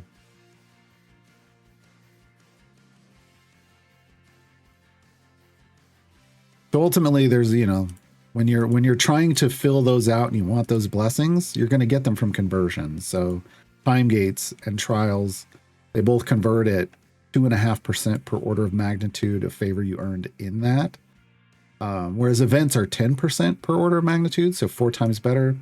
I tend to put more effort into events because it pays off 4 times as well. And then I tend to just take whatever I can get from the others.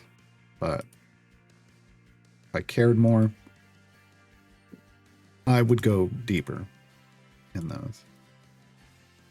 Magic Reese goes, in time gates, you still recommend pushing as high level as you can for maximum number of silver chests. I've never I don't know that I've ever recommended that. I say grab what's easiest to get. Because by the time you can go to really high levels, you don't need those silver chests anymore.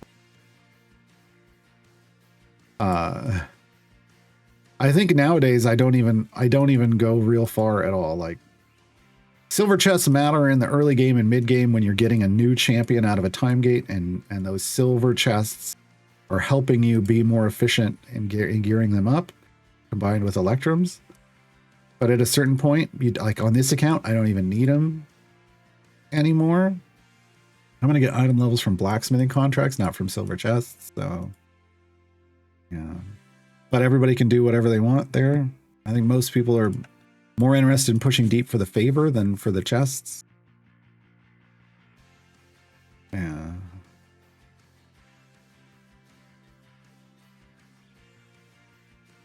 You're up to E40's Fortune's Favor after a few conversions. Yeah, that's...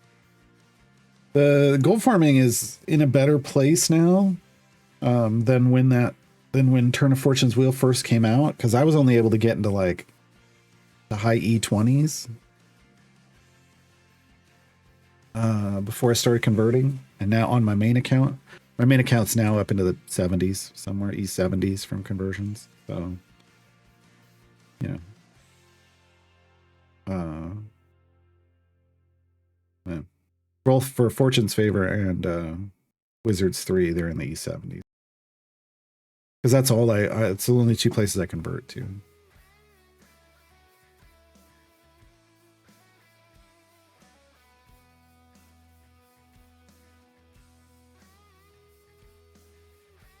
Yeah, I mean, you can totally do that. Like, I think what people do is, like, you run your speed team, whatever your speed, like, I just run my speed team, and whatever my speed team gets, then I'm out. I don't even bother switching to a pushing team for a time gate. It's just not, if I even bother doing, on my main account, I don't even do time gates, to be honest. Not even natural time gate weekends.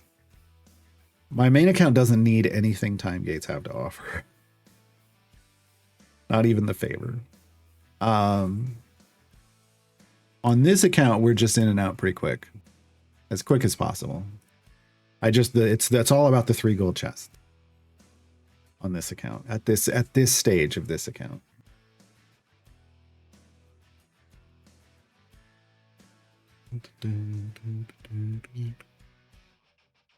Yeah, so you push with the adversaries, and so Lae'zel is fast anyway. Yeah. So you're going from a full speed team to a adversary to a Lae'zel speed team, which gets you a bunch anyway. But yeah, if you want it, go for it. But the thing is the silver chests aren't giving you anything that you really need. A developed speed, like a developed gem farm, is going to give you more item levels for that time spent than doing the time gate, which is why I don't do time gates. Even though I don't even gem farm on that account anymore. Like, I just know, okay, I can get 5, and I can get over 5 million gems per day gem farming on my main account. Why would I do a time gate? Even if I can be in and out of a time gate in 15 minutes, which is what I can do on my main account. And grab all 3 chests. There's nothing that they give me that I need. All my champions on my main account are full epic. They've all got 1,000 average item levels. So at a minimum of 1,000 level, it doesn't matter anymore. That kind of stuff doesn't matter. So that part of the game just falls apart for me late. We'll see if they ever fix that.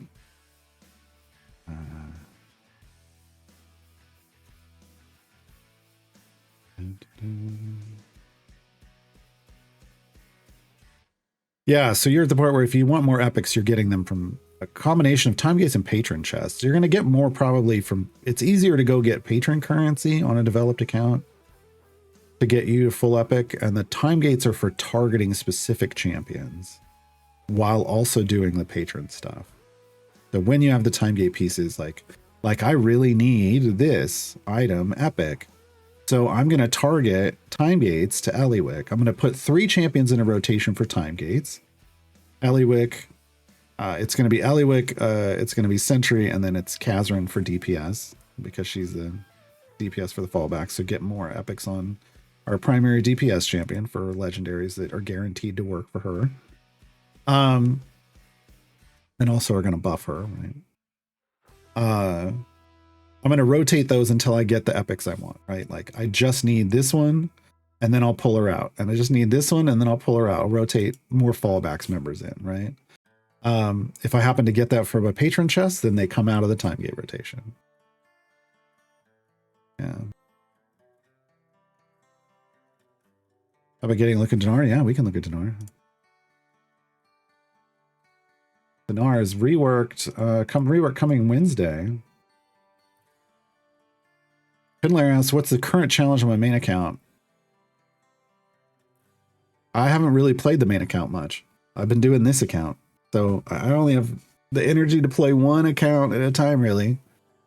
I unlock the champions. I tier 4 of the champions. I get them full epic. I get them 1,000 average item levels. As it comes out. That's really all I do on the main account.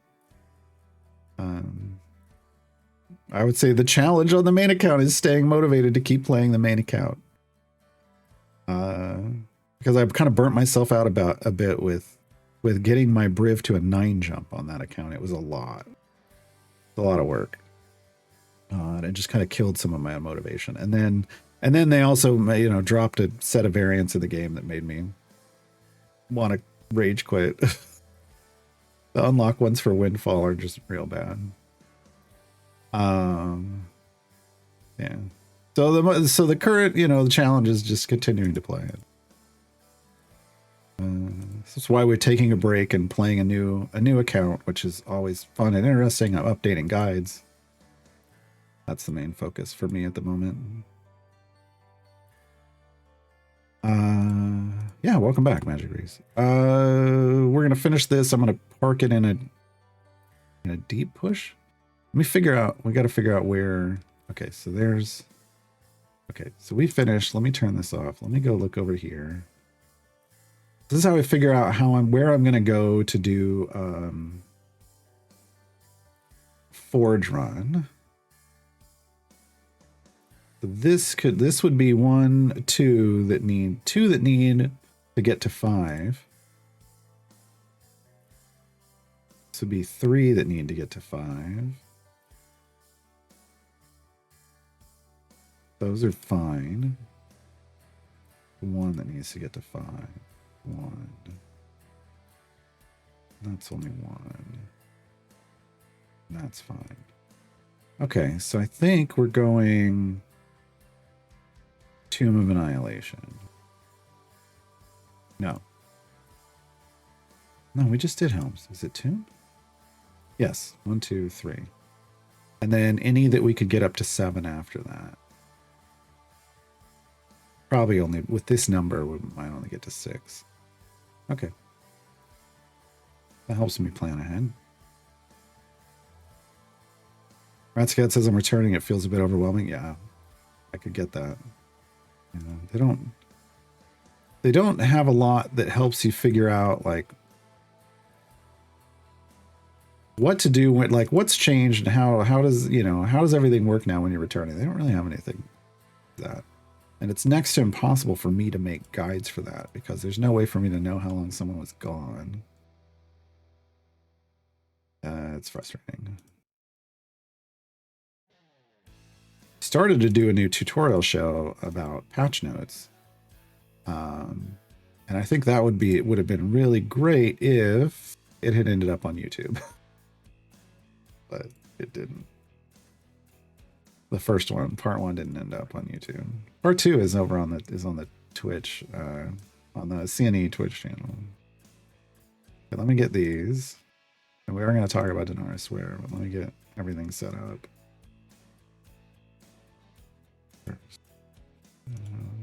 No feet. That's all I care about from gold chance now. Ooh. 3 in 1 out directed cross. This could be big. This could be real big. That's a good T. Well, okay. All right. That made all the work worth it. Is this set up well? It's fine. Really could use it. Feet. Wait, now I want to check. Okay, we have those. Don't have railroad. Come on, both carefully balanced. Both will be right back. Okay, yeah, those are all fine. All right, this is going to go that we should be able to push this around 1100-ish, 1200-ish. In that neighborhood. We got a ways to go. Let's look at Dinar. Maybe.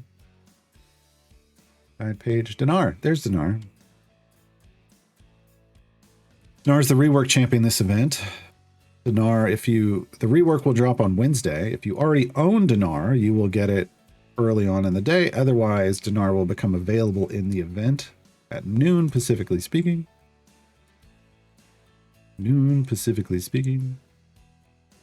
Tom asks, when doing Tales of the Champions runs, would you suggest early game to push as far as possible to maximize favor? Yes. For Tales, like you're just doing like the unlocks for each one. Treat each of them as like a favor run. Try to get as much as you can because you're going to need them for the like from the first row because you're going to need them for the second row. But really, it's just Strongheart. If you want to just make it easy, Strongheart's unlock in Tales of the Champions. Hold on, I'm going to pull it up. I'm going to get rid of this.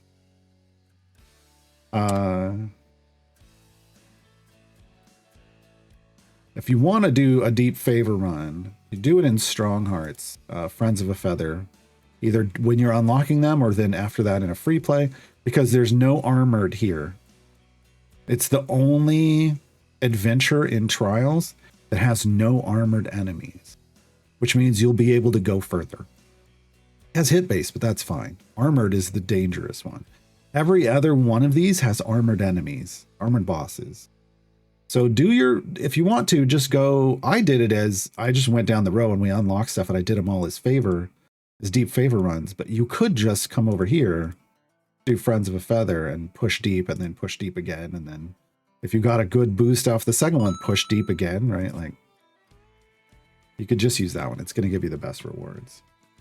Duke, thank you for the follow. Welcome to the Grunge Keepers. Duke Farrell. It's possible to run the Tale of the Champions in free play to read the story after running the adventures. You can just go to the collection screen, go to campaigns, Tales of the Champions, and then click journal for the story and read them one by one of what you completed. You can do that right here. You don't have to be in an adventure anymore. You can do it from anywhere. That they changed that. Oh, you don't want to read it in the journal. Yeah, you would have to go to the free play and then turn the cinematic speed down, like if you want to manual, so that you progress it, and then you could just it's the first 50 areas that are going to have the story. You could do it that way.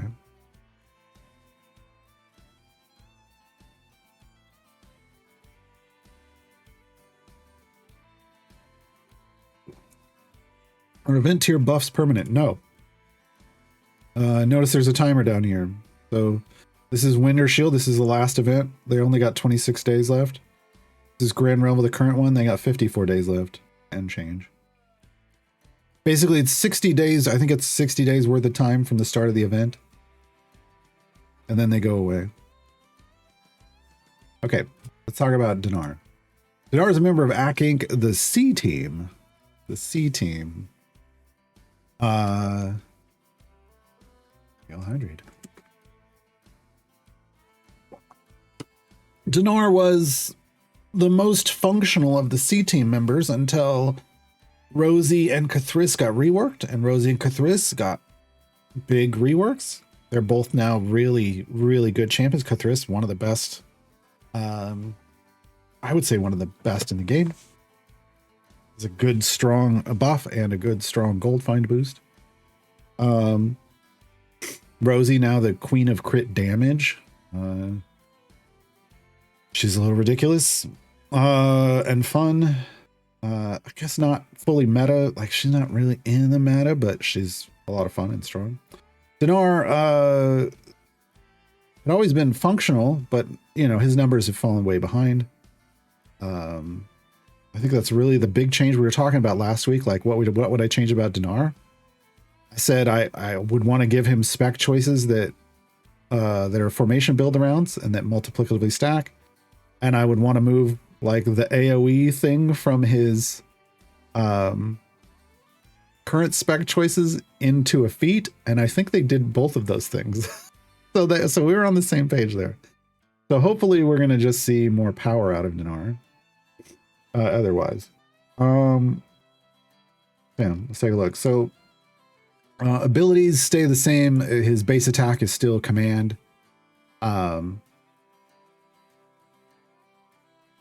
There's some okay, so here's how command's going to work in the new Dinar.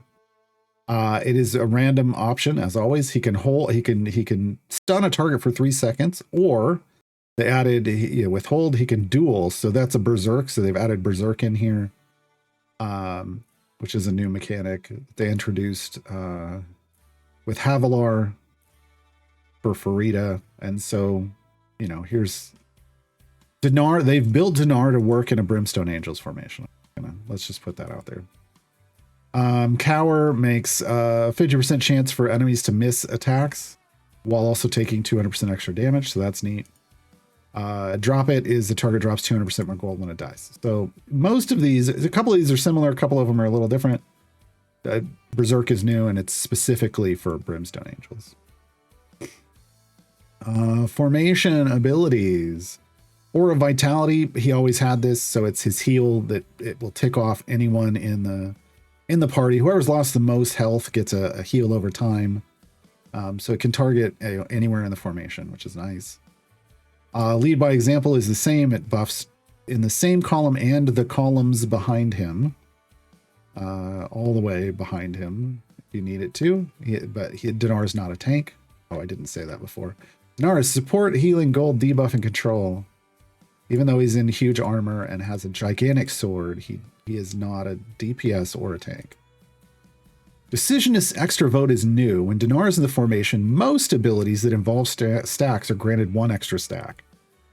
Guaranteed off the bat, this does not work for Folk Hero. I think that's really what they meant. When they said most abilities, I think what they were trying to scream was not Folk Hero. We'll see. Wouldn't that be weird? But it feels like this isn't going to work for Folk Hero. You're going to have to test and see who it does work for. Where is it going to be strong? Well, it would be strong on Folk Hero.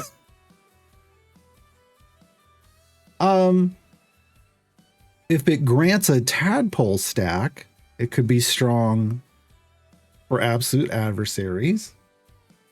Otherwise, it's going to be just generically good for all of these multiplicatively stacking build around things that have items that are pre-stack, right? Giving yourself an extra stack is nice. Where is it going to be weak? Carlock, Anson, anyone that has these like 50 stacks, 100 stacks. going to be weaker there. Even the 25 stackers like Kyre, it's going to be a little weak. You'll take it, but it's going to be weaker. Yeah. So it's going to be stronger on the lower, like 10 stacks and down, it's going to be strong on. Anything that has 10 or fewer stacks that was already strong, it's going to make pretty strong. Anything that's 25 and up, not as strong. You'll take it. You'll take your extra multiplicative stack, always. Always.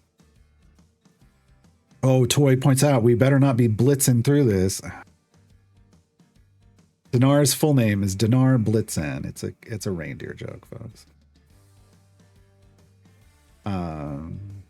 Yeah. Folk hero caps at 4 anyway. Well, if it adds to folk hero and it can help you get to 4 stacks, it's going to be ridiculously strong. Dinar would be ridiculously strong in a will with will. That's all I'm saying. To help people that could only get like 3 stacks now get to 4, it just feels really, really strong. We'll see. We'll see. Okay. Commanding Presence. Enemies affected by one of Dinar's command word spells take an additional 100% damage when they're affected by it. So this is the debuff. Spec choices. There's 2 sets. So first set. These are your build arounds. So the first one is Chaotic Champions. The second one is Dragonborn or Tiefling. There's the Brimstone Angels crossover. And the final one is the Akink affiliation. C team and main team. These are different values, but these are basically numbers checks, and we'll have a tab. I'll have to make a table for that. We'll probably should be working on this guide right now, but we're not. And then Spec Choice B is a callback to the way their specs worked originally. We're buffing one of these abilities. You're picking one of their commands and buffing it.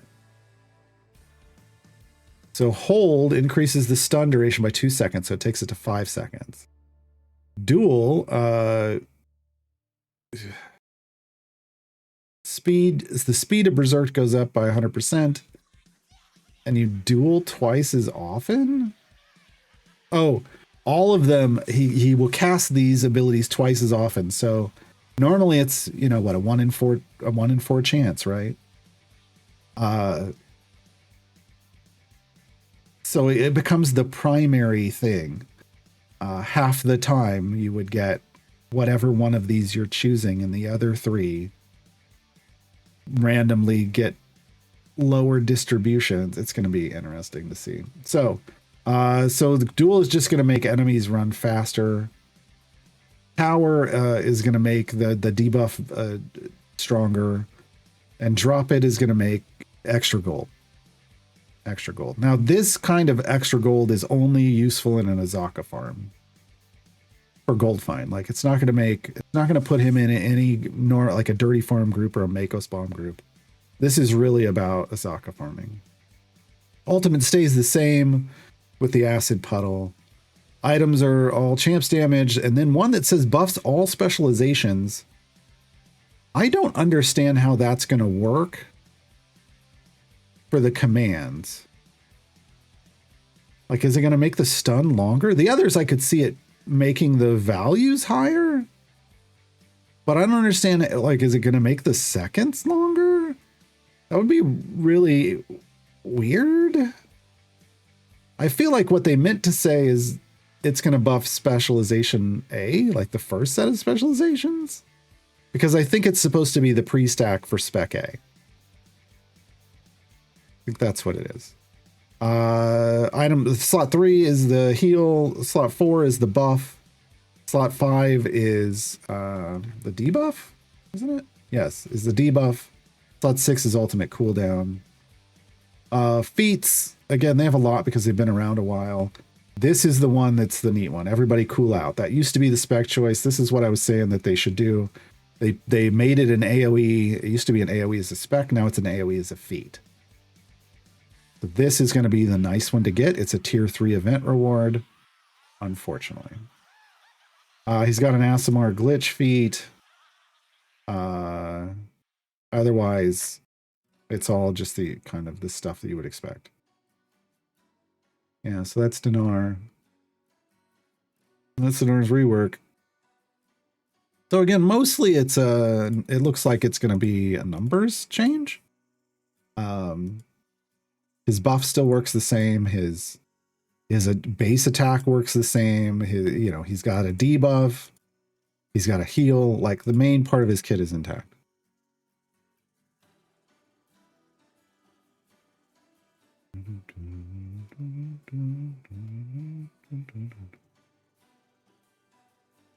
Pidler asks, in which situation is stun actually useful? A number of them. I will say with the recent addition of Kyre, Kyre's in your formation, all stunned enemies have an increased chance to be crit. So there's a scenario interaction with another champion. However, stunning like bosses, like that are AoEing you, like some of the dragons that breathe fire on you can actually be stunned. And you can stun lock them and make it so they never attack you. In those situations, it's pretty huge. Okay, we need a pushing team. I'm going to switch over to the gold farm team first and get them leveled up.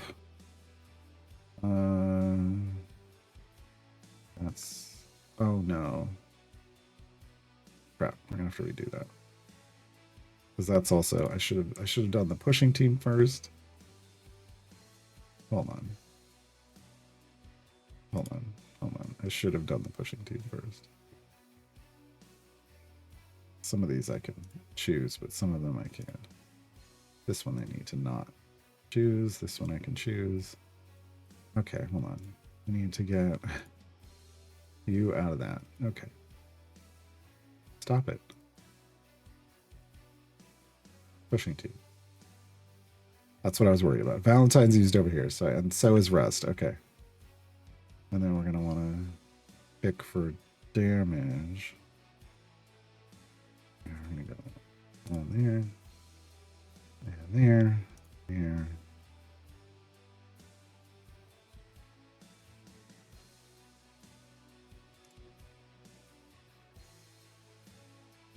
What's this gonna look like for us? Uggy E52, nice. Back with the Love Shack, or the Bud Shack, excuse me. Okay.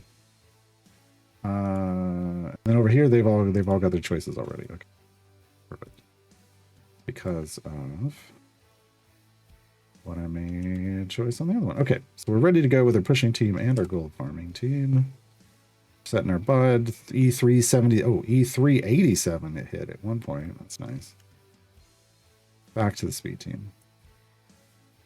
Fly forward.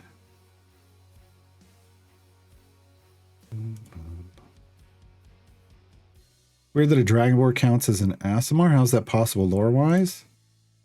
He is the vessel of a god. That's how. He carries his god inside of him. His god was, I don't know. Can't remember if it was attacked or had to go into hiding or whatever, and is hidden himself inside of Dinar.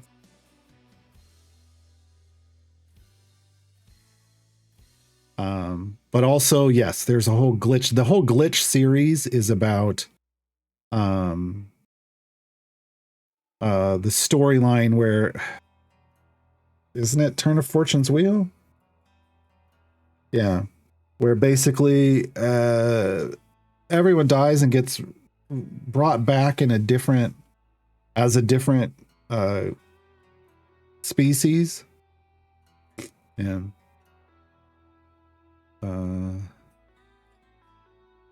But in the storyline, in the actual canonical C Team storyline, he is a Dragonborn, but he does carry his god inside of him. You find out through the story. So I think they were leaning into that for the whole Aasimar thing. But not all of the glitch feats are going to have a story, and not all of them are called glitch, right? For instance, Mehen has a feat, an adoptive father feat, where he counts as a tiefling because he adopted 2 tiefling girls and raised them. So he counts as a tiefling. And the girls have spec choices where I think, or does he also have his, basically the girls can count as Dragonborn because they're the daughters of a Dragonborn. And not even just any Dragonborn, but a Dragonborn of a noble house of Dragonborn. So there are some of those stories that are out there, and it depends. Like there's so many of the feats on. I think it really has a couple. Where's his? I don't know that there's a story for the fairy. Doesn't he count as a fairy? I have a feat that makes him count as a fairy. Maybe I'm thinking of somebody else. No, he's a skin that's fairy. Freely counts as an Aasimar, even though he's a halfling, because Freely found out that he's the son of Bahamut. Never knew that growing up. Just kind of found out. Found out at the age 42. Oh, yeah. I'm your daddy. So he counts as he has a feat for an Aasimar. So sometimes there's lore stuff that, you know, that has made the decision of why they made a glitch feat a certain way. But sometimes it has nothing to do with that. Like Havilar, I think, isn't it Havi that's got the glitch feat that's for human? Let me go check real quick. Or half elf. Is it half elf or human? I can't remember. Half elf. And the version, the visual, like the skin that goes with it, this is the half elf one, is because this is literally Havilar's creator. This is the writer, Aaron M. Evans, that wrote the Brimstone Angels books. This is her visually, minus the ears, but she chose half elf. It could have been human. So visually, that's the representation, is they made the creator a skin that's their character and then gave them a glitch to go with it. So there's sometimes it has to do with something like that. Right? Just kind of depends on the feat, like on what they were trying to run with. Yeah. But yeah, the kind of the conceit of the Turn of Fortune's Wheel campaign is you start off as certain characters, species, and maybe even classes, and then whoops, you're back. You all die off, and whoops, you're back, and now it's all different. Yeah.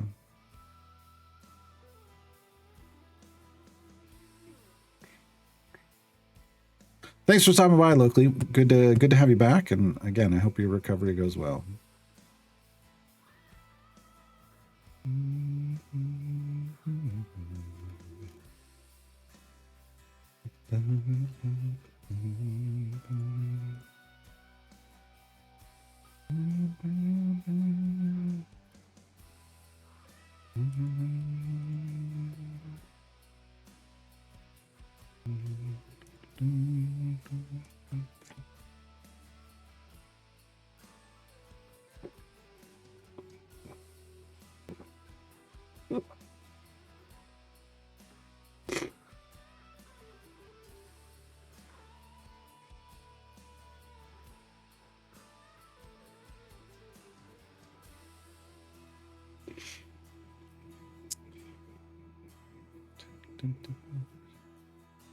Coming up on 1,000. Oh, we've got gems, and we know how to use them. Yeah, we'll do that when we're back from the handbrake. Yeah, so like, you know, there's a lot of the glitch feats that make them look, that came with skins that make the skins make them look like their creators. Absolutely. I just don't know, you know, why they chose those specific ones. Maybe because they wanted to. Who knows? Duke says, I hope Torgar gets a redo soon and becomes more viable. I don't see it happening, but who knows? It seems like they haven't really done anything with Joe at all. Like they did a lot of stuff for a while, like real quick, like over and over constantly. And then suddenly it was like, well, nope, it just kind of disappeared. And I don't know if that's a Joe thing or what. Oh. Yeah.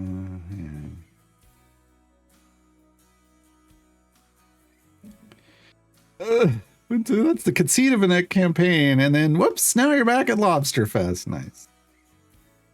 Nice. Hey, we got gems. We got enough gems for a notary. I don't buy chests from the shop anymore because I unlocked this tab. Better to buy 25 gold chests here because I'm guaranteed a feat. And I get like perfect statistical averages of everything else, which is a nice, consistent way to progress. So I prefer that as long as there's feats left for me to chase. There's one for Baldric. And then I can always, you know, I still have stuff. You still loot regular chests. I can open those. But I don't buy chests on this account anymore. I just do it for the notary. I don't do it on my main account either. Then I come over and get rid of the contracts from the looted chests. We're currently on Human.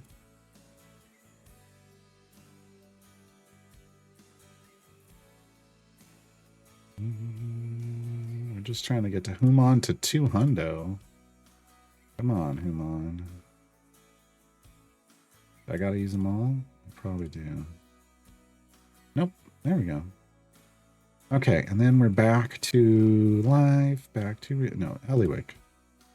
Eliwick's to 250 next. Go. Okay, we just gotta stay on the pushing team now, it looks like. Oh my god, what? Notary? I'm just buying 200 to 300 chests at a time in a normal way. Yeah. Welcome to the new hotness. So there were 2 features that were added to the game, Notary and Apothecary. Notary is more quality of life for end-game stuff. Like this first contracts for contract conversions is really for high-end gem farmers. When you're getting thousands upon thousands, like 10,000 of these things, and you can just then convert them into the big ones and open them up at once.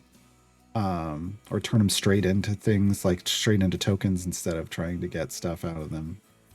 Whereas the chest contents, you have to be full epic on your core, on the core and evergreen champions you own to get here. But once you're here, then you just get straight up tokens. You get blacksmithing item levels, like the perfect average worth. You get reagents. These go into the potion thing, the apothecary, which we'll talk about in a second. Distribution of item levels. You don't get shinies, but you get a distribution of item levels, but you don't need shinies on core and evergreens anymore, really. And then a guaranteed feat, which feats are a 1 in 25 chance out of a gold chest, but there's no guarantees. So getting a guaranteed feat is huge. The apothecary is basically infinite potion system. You can distill down the potions you don't want. I highly recommend to stick to the whites, greens, and blues. And don't distill down epics or legendaries. There's legendary potions now. And you can make what you want. And usually early on in the game, what I will do is distill down like the giant strength potions and the health potions until I have like 5 of each. Well, and even the gold fine potions until I have 5 of each. I'll keep around the fire breath and the speed, and then I'm basically trying to make more speed potions so I never run out. There's an enhanced feature I've never bothered to use, but you can upgrade a potion to a higher rarity, or you can just brew your own. This tends to be what I do. So you collect the reagents from distilling stuff, and also, you know, opening from the notary, and then make what you want. And I tend to just, the only legendary one I go with is usually the speed, because it just makes all your speed potions more efficient. And then for a while I was crafting the others, usually like these, to be able to speed through stuff. But now I'm at the point where we're earning enough potions from just the looted chests that I'm never running out. And all I'm ever crafting is a legendary, and I call this infinite potions mode. Like, I can use the potions all the time, anywhere I'm not running out. For one party. Trying to do that for multiple parties is going to be a whole different scenario. But yeah, the apothecary and the notary were pretty big, just in different ways. Right? The apothecary kicks off and helps you out right away as a new player. I think it's huge for new players. Whereas the notary is more, you know, well, it helps out once you're in the mid game and you've got that full epic and you can just buy those chests and chase all those feats. It's wonderful. But then the first page that you get access to right away, it isn't even useful until until you're heavily into gem farming, which is much later in the game.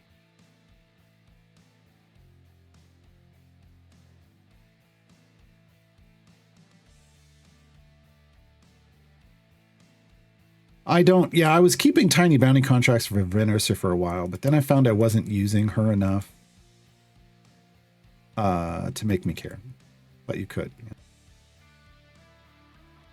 Yeah, and Lucifer has a point. I like the notary because it doesn't make my potato lag. Yeah, it's super quick and easy. Also, just, when you get to the point where you're, like on my main account, if I'm getting 5 million gems a day, I don't want to open all those chests. I just want to go to the notary and instantly convert all of those gems into the things I wanted in the first place. Exavalis with a very good question. How beneficial is Sheila for getting reagents? Seemed like not very. You were right. Not very at all. In fact, I would say useless in her current state.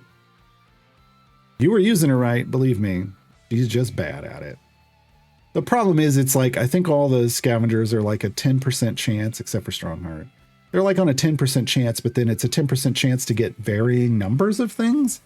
And Sheila and Presto, and even Eric to a degree, are giving... Sheila and Presto specifically are giving too small of a number off that 10% chance. So it just doesn't build up the way you need it to for the costs of the things that you would be, using them for. But Sheila specifically is really bad. She doesn't help you early. She should be an early game, like, choice to give you potion reagents until you can sustain on your own. But I tried her on the new account before this. And by the time we hit infinite potion mode, she hadn't even gotten to her cap yet. She wasn't even anywhere near it. She hadn't really contributed much at all. She should have. Hank and Bobby are the big two. Hank and Diana are the big two, Garbled. Hank giving you time gate pieces, Diana giving you Electrum chests to gear up all those champions that you're getting with the time gate pieces. As well as all the ones you get from Tales of the Champions, because they don't come with gear. Bobby is like right after that. I put Bobby right after that. But Hank is number one. Diana's right after him. Bobby would be third. I would say Bobby and Strongheart are tied for third in my mind. And then Eric is fourth, and Sheila and Presto are in fifth. If I were gonna make a tier list, but I don't make those. Yes. Just got Presto. It's okay. It's okay. Look, I mean, you can make a Saturday morning squad out of them. They're not going to really deliver. Presto scavenges Modron component pieces, and that's not pipes. That's kind of the problem. It's these things that you use to upgrade the rarities of pipes, and it's not super important early on, and by the time it becomes important to you, you'll have plenty of things you can tear apart to make. And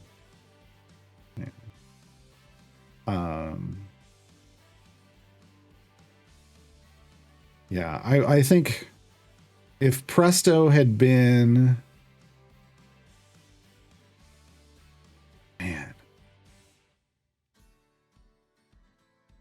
if Presto had scavenged Modron component chests, like Diana scavenges Electrum chests, but with a smaller number as a cap, and then it only goes up maybe once, even just once a week, Presto would have been a big deal.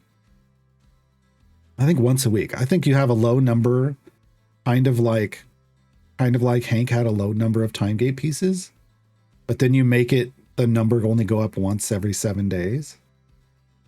Then it would have been an extra Modron component chest, like patrons, every week, but he would have given you a lot to help you start out, right?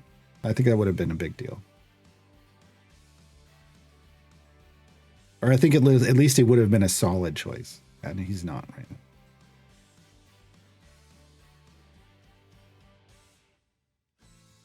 Too lazy to destroy some? That's fair.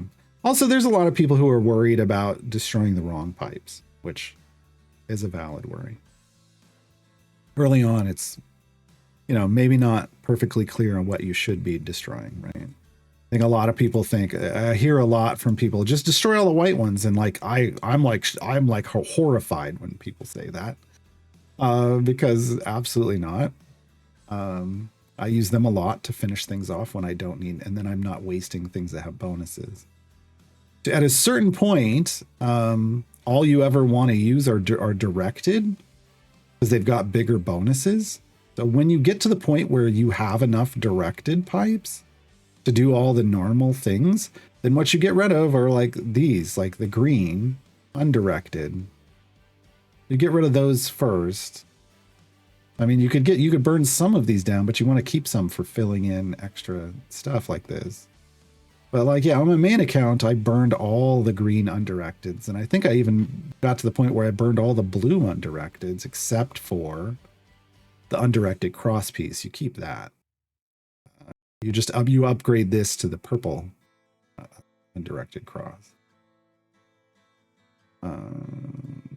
But undirected generally, like that's the only undirected piece. The cross piece, undirected cross piece, is the only undirected piece you'd ever really care about upgrading or even using at a certain point. But I'm still early enough that I just need all the pipes I can get. I'm not getting rid of anything. Yeah. That's exactly where it is. Yeah. Oh, you've got 3 at 15. Nice. I don't even have 1 at 15 yet. The others aren't even getting leveled. Exavella says, this is me just now realizing you can dismantle pipes. Yeah. It's not called out. I click on it by accident more often than not. It's this. And I don't want to click on it. Like this wrench symbol shouldn't be here until you hit upgrade mode. And then you can break down. Like that's when it should turn it. The rest of the time, it's just a misclick that I've then got to clear off because it's like, oh no, I don't want to. I was trying to drag it somewhere. You just destroy them when you get 10 or more of one pipe. Oh, I can't even do that. I think on my main account, I destroy down to 100 of the whites. I think I keep 100. It'd probably be fine with 50, but... Yeah. Hey, speaking of 50, we're at 1154 now. Everybody's doing pretty well. E350 Bud. King of Shadows. Has died once, but not twice, I don't think. But he might be about to. He is. He's dead. Okay. Here's King of Shadows fully evolved in his final form. Giving us some bigger buffs, a lot more health and bigger buffs because of it. E26, 27, Power of the King, sure. What's our health looking at? E9 health. Yeah, he's beefy. He's so beefy. He's so beefy. Dismantling white components gives 1 per pipe. Yeah, it's next to nothing. That's why I said, people say, dismantle all the whites. It's like, why? You're not getting much. Keep some for fill-ins. Yeah.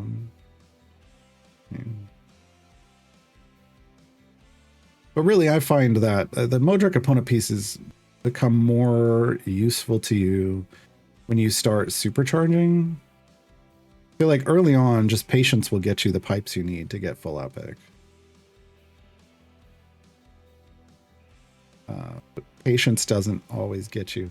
Like, the amount of patience needed to get the epics you need for supercharging is... No, you want to upgrade.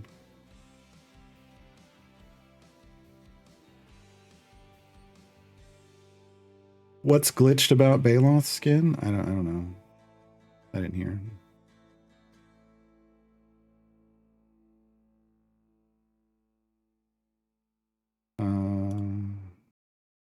Okay, I'm up to E56. This is good. The Kalimvors, we had hit E57 before. So we should end up in the E60s. Because we're at E56 now, we're going to pop a 15-minute potion for gold find. Yeah, we're at E56 now. I haven't even swapped in the gold find team yet. We haven't even hit Orlock to ramp her buffs up yet either. So we should clear 1200 easily. Which tells you we're getting much stronger, right? We're getting quite a bit stronger. There's the E57.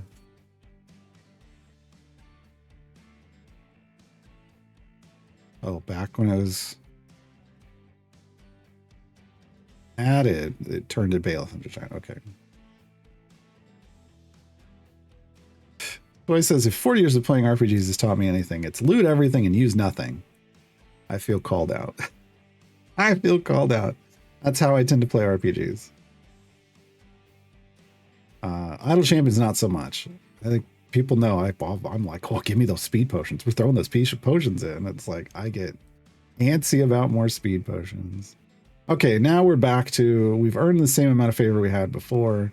Even if this was as far as we could go, this would work for a forge run, but we're going to keep going. We're going to break 1200 and then probably bring our gold farm in, do a little dirty farming. Basically what we're doing with dirty farming is I'm just going to hit we're going to get a high enough bud that everything's dying to the familiars. And then I'm just going to hit the button and bring the other gold farm team in. And our gold find, which is currently at E71, will shoot through the roof. And all the gold that's coming off of those fire breath kills is gonna boost our gold into the E60.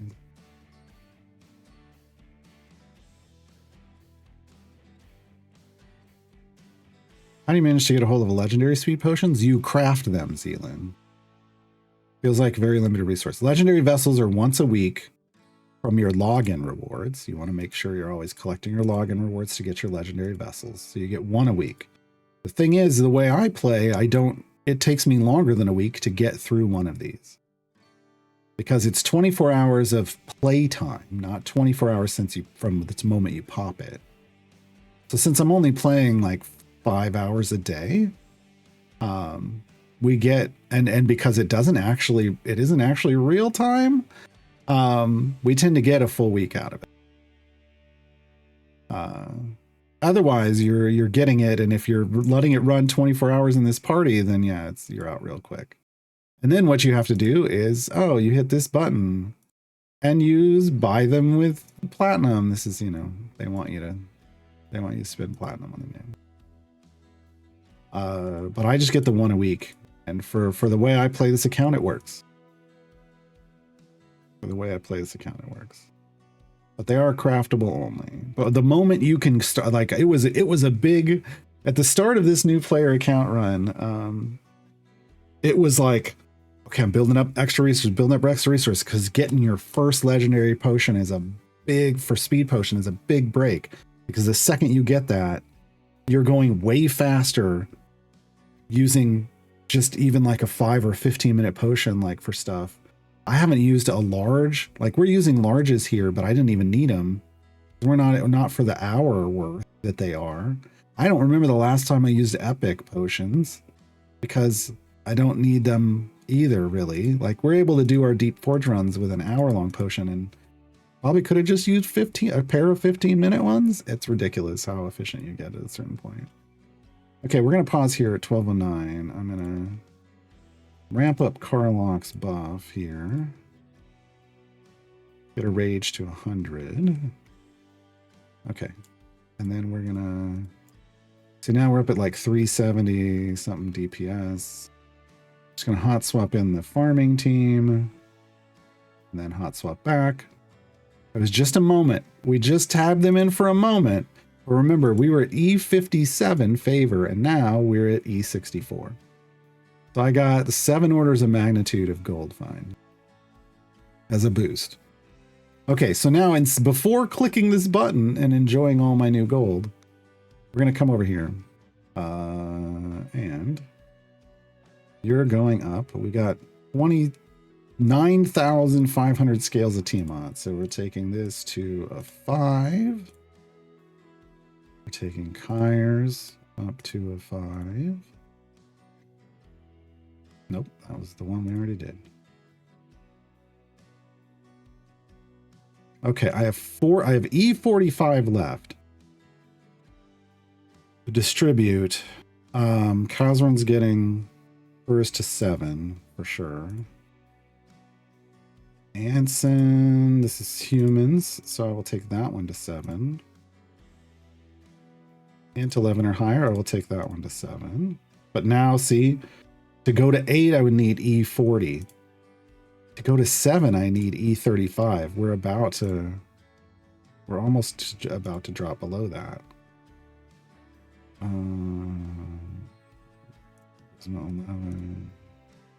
Yep, now it's E35. So we got more 7s. Lae'zel is usually in this, but this is for melee champions, so I'm not prioritizing that. For half elf. Kazran? No, Kazran's human.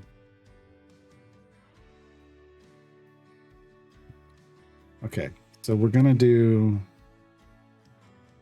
I'm gonna put 1 here. Now I can't go to 7, but we can get people to 6.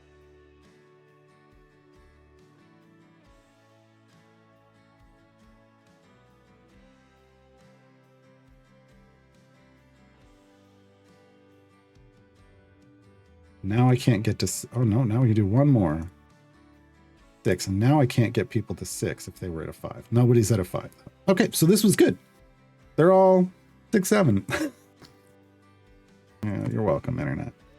I did use all my scales. Okay, because there were so many that had to go up. So we only had to do 1 forge run this time around. I used all my scales. But that's a good amount of power. Going from 5 to 7. Every time you go up a level, it doubles the power. So we're now at 9,600% here for per self buff. These are at 9,600, 6,400, 8,000. Yes. 1280 per champion. That's 11 plus. Yeah, we'll take all that. Take all that. We just got ourselves a lot more power. In fact, we could keep pushing, but we're not going to be able to earn more favor. We just see how far we could go because we just spent all of our favor. So we're out. The goal from enemies is always higher and a higher area. Yes, technically. In Turn of Fortune's wheel, while it is higher as you go forward, it isn't by much. So it feels like it doesn't go up there, even though it is going up there.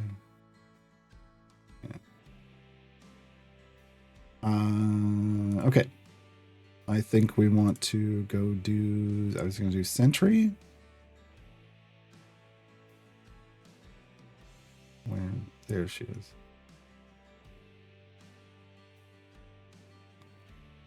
Okay.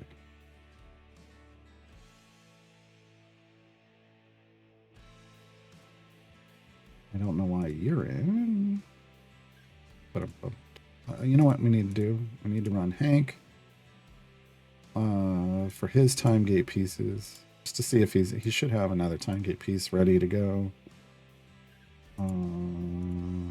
Getting all of our speed champions in,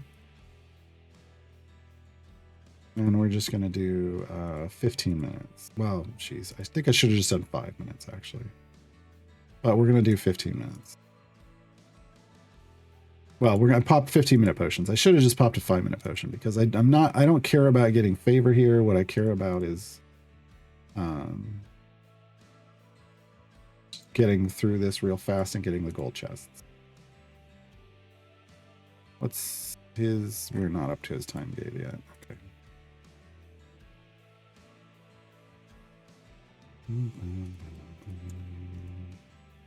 Pre-placing all of these based on what I know I want, if we ever get that much favor. All right. From there, last time I was active, there was a mention of some kind of cyclic progression where gold gain actually went down sometimes.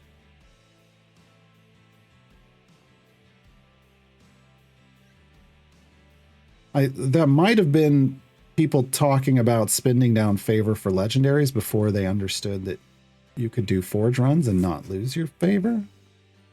That's all I can really think of. Yeah, I don't know.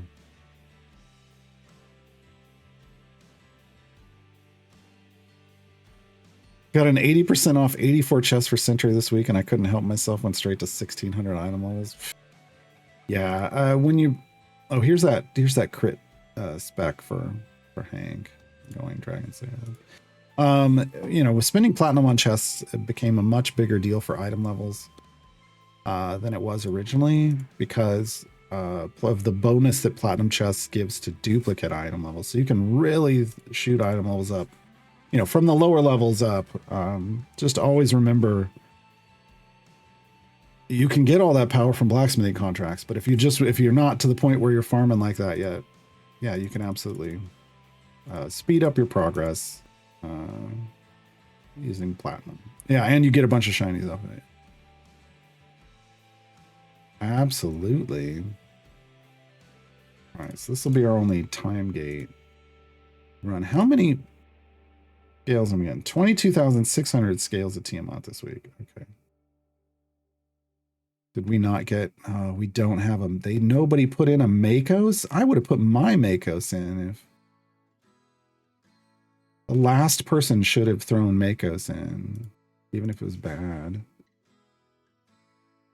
I didn't put mine in because there was a good Jarlax land, and I was like, okay, well let's obviously nobody else wanted to put up their Makos because they thought they were bad. But then the last person, if you're the last person in and no one's put in a Makos or a Jarlaxle, like Jarlaxle's first priority, but then if Jarlaxle's in, then you put your Makos in, even if it's a low percent Makos.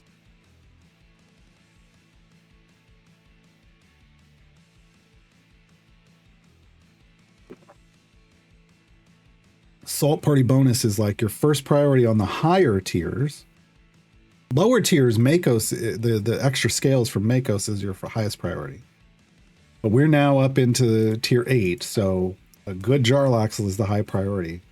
The second, but then you still want a Makos in your team after that. You want to try to get as much Assault Party bonus as possible. I think our Jarlaxle was capped. Somebody was playing let down, yeah. Max 200%.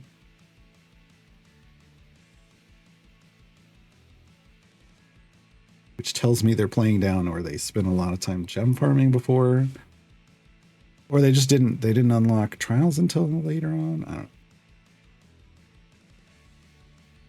don't think I'll start doing Tiamat again this week. I mean, I think 2 Tiamat every week. Oh, another ad jump scare. Oh no.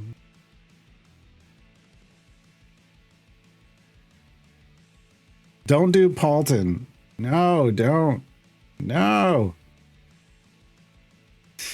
Paulton's an absolute waste.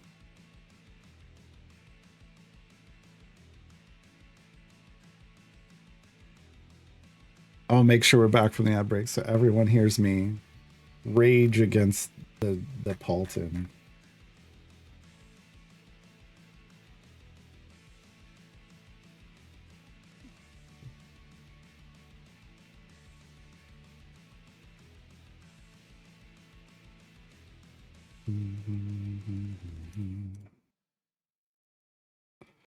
Okay, where's Hank at? 88, and we're at 86. So we can pick up 2 more time gate pieces with Hank. Yay. Reminds me, oh no, oh, this was an old one. All right, because we unlocked Sentry via time gate. All right, yeah, no, don't. Paulton is late game and beyond when you have infinite, like you have so many item levels, you don't care who you put them on, and you're okay with putting them on a garbage champion. Paulton is a garbage champion. But I don't see a reason to do that anymore. Like once upon a time there was, but what if Makos is the best in your gold farm formation though? Then get in and out of your trials as quickly as possible. I mean, yeah, if you're a Makos bomber, but I still wouldn't do Paulton until late game because his bonus is going to be garbage. And you have to remember they're reworking trials, and I know I've been saying, I think they're leaning towards the first half of 2026 And they just said on Dev Insights last week that they made a comment that made it sound like maybe it's second half of 2026. Ugh. But look, just understand that in the rework of Trials, the whole idea of an assault party where you're getting bonuses from champions that you send away from a week is supposedly going away. They've made that comment in the past that that is not in the new Trials. We should probably get them locked down. I don't know. I think the last time I asked Justin to clarify, he said, if I've said it's not going to be in the next one, it's still not. And then that was in it, but I don't know. The amount of item levels you need to put on Paulton is something like over 7,000 to get the value capped. That's just not realistic for most people. You know. So I didn't. No. This is why I also like people who like to do the Makos gold bombing. It's like, well, you made that bad decision then, and now you're kind of forced to go Paulton. Like, you should have just dirty farmed. I don't know why you wouldn't just dirty farm. I don't know.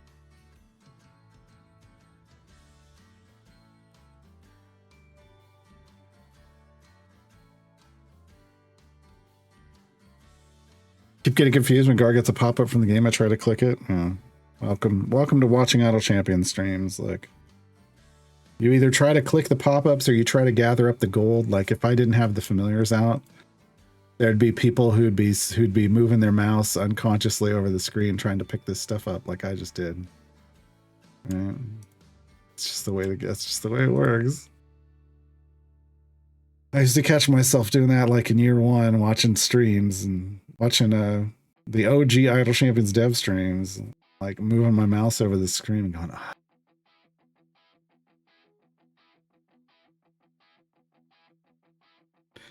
Paradox, 3 steps across the quad. Making that run.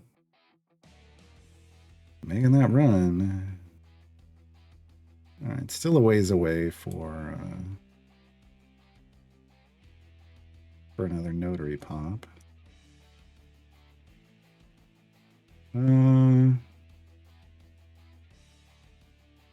Like if I was getting a new champion out of a time gate, I know I could clear 600. I would clear 600. We're not. I'm going to clear 400 and we're going to stop.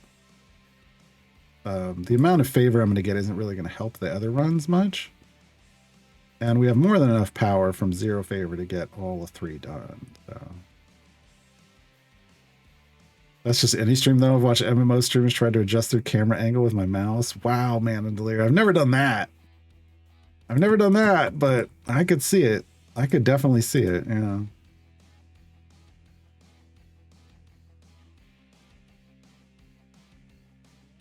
Okay, and we're just going to do this one, and we're going to be real quick about it with some 5-minute potions. Get this loaded in. There we go.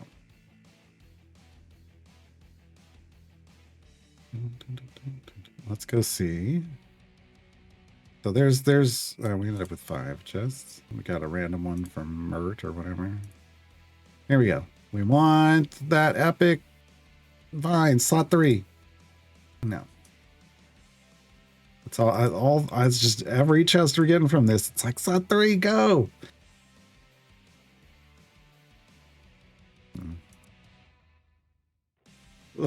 Mestival says, hold my beer. Once streamed playing Idle Champions and woke up to a party running and it was eerily at the same area. I don't even want to know how that happened. Yeah, that would freak me out.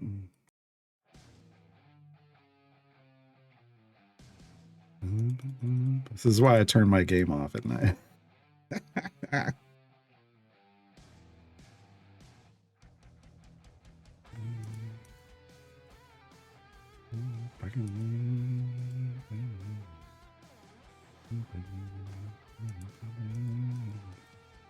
Tomorrow's going to be Dunes Day again, folks. We're going to be playing Dune Awakening.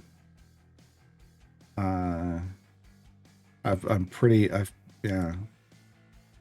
I've just been doing, I actually did some of the storyline stuff off stream. Womp womp. I had to. There's things that are locked behind the storyline I need. I didn't even get them all done yet, but I need them. The precious. I need to get them dual blades going. They're so good.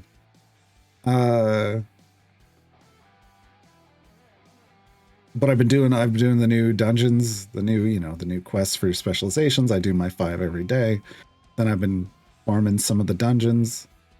Tier 1, tier 2, like nothing outrageous. Trying to get gear, making new gear. I ran out of like some of my resources. I had to go get more, but everything is Dune is way better now because of all the changes that they made with this last update. All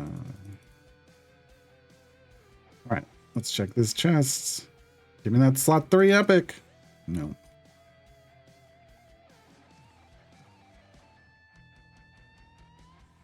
That's basically all I played off stream this week. We finished the storyline in Cult of the Lamb on Saturday. If you missed it, you catch the VOD either here or when it finally uploads to YouTube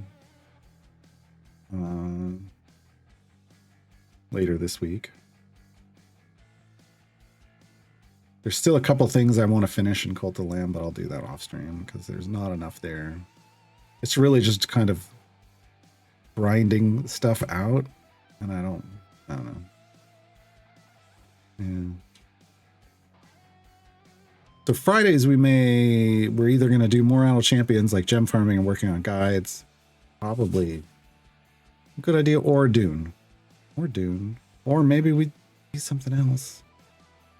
We got other games too. We need to get that new player reference done though.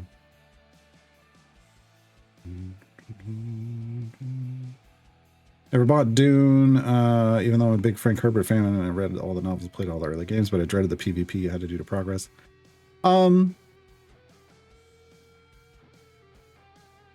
So I had never played a game like this before, like a survival like game, kind of what it came out as, and it still I think considers itself that way, but it's shifting very much more into MMO range.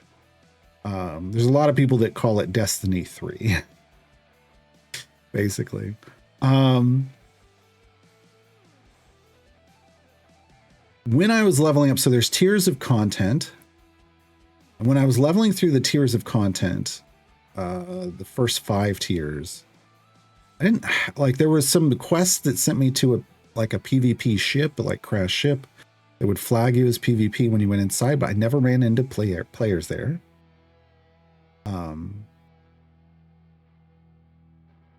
But the original end game, it was the Deep Desert is the end game, or was originally the end game. And originally the Deep Desert was just like there's rows and columns. It's a 9x9 grid. So there's 9 rows and 9 columns. And the A row was PvE, but B and beyond was all PvP. And that was how the game came out. And all of the tier 6 progression was really locked behind PvP. And that was just a, hey, PvE all the way up through 5 tiers. And then suddenly, hey, sucker, you can't do anything without PvP was a really bad feel. So what they did is they made half of the Deep Desert PvE. So everything up to the D row now was full PvE, and half of E, halfway through the E row, it would then flag you if we went above it. That made things way better. Way better. So you could progress into the content there. And you could just stay low and still get access to most things. Not like the biggest, easiest stuff, like the largest spice blows and islands full of titanium and stravidium, which are the tier 6. These are the 3 tier 6 main resources. Those were all in the PvP sections. But they were small and medium spice blows, mediums being the good ones in the PvE, and there's plenty of they put plenty of titanium and strontium on the A row. Wasn't a big deal. Yeah. Wasn't bad. After that change, I wasn't up to the tier 6 before they changed that. So by the time I got to the deep desert, it was fine.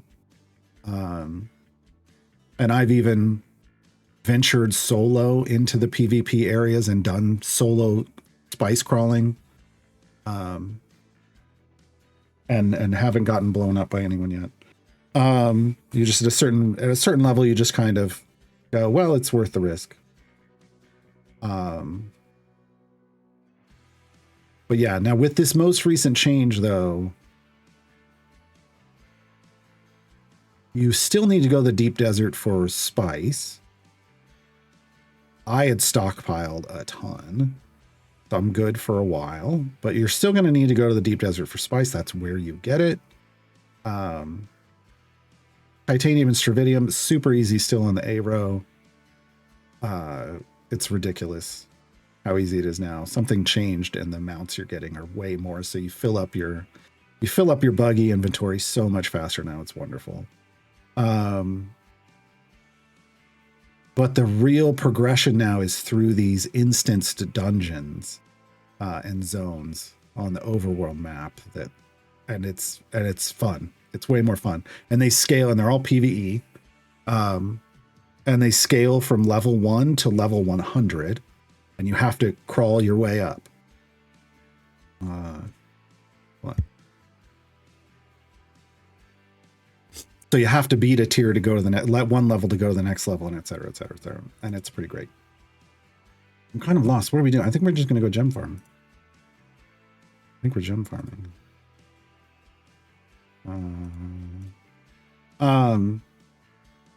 So for resources, you're still gonna have to get your spice from deep desert. At the moment, it's still half PvE, and so you're just fine. You'll be fine. Like, you can be fine playing the game and get all that stuff. I mean, I did it solo, step by step, and got everything I needed. It was fine. It's way easier in guilds. But yeah.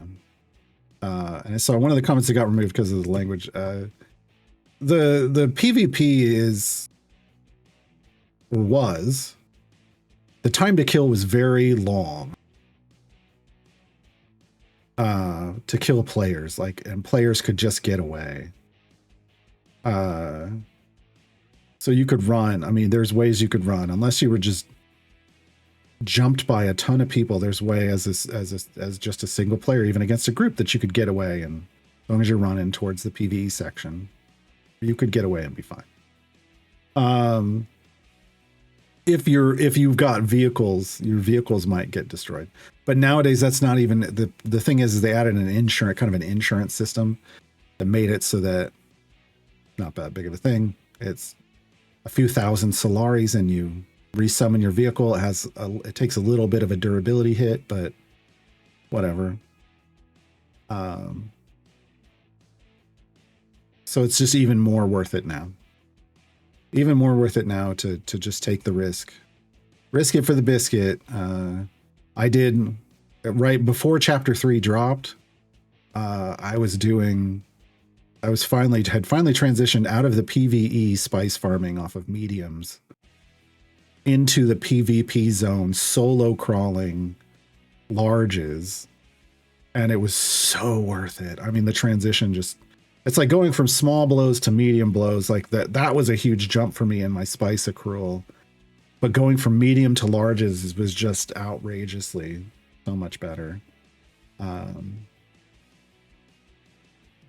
Yeah.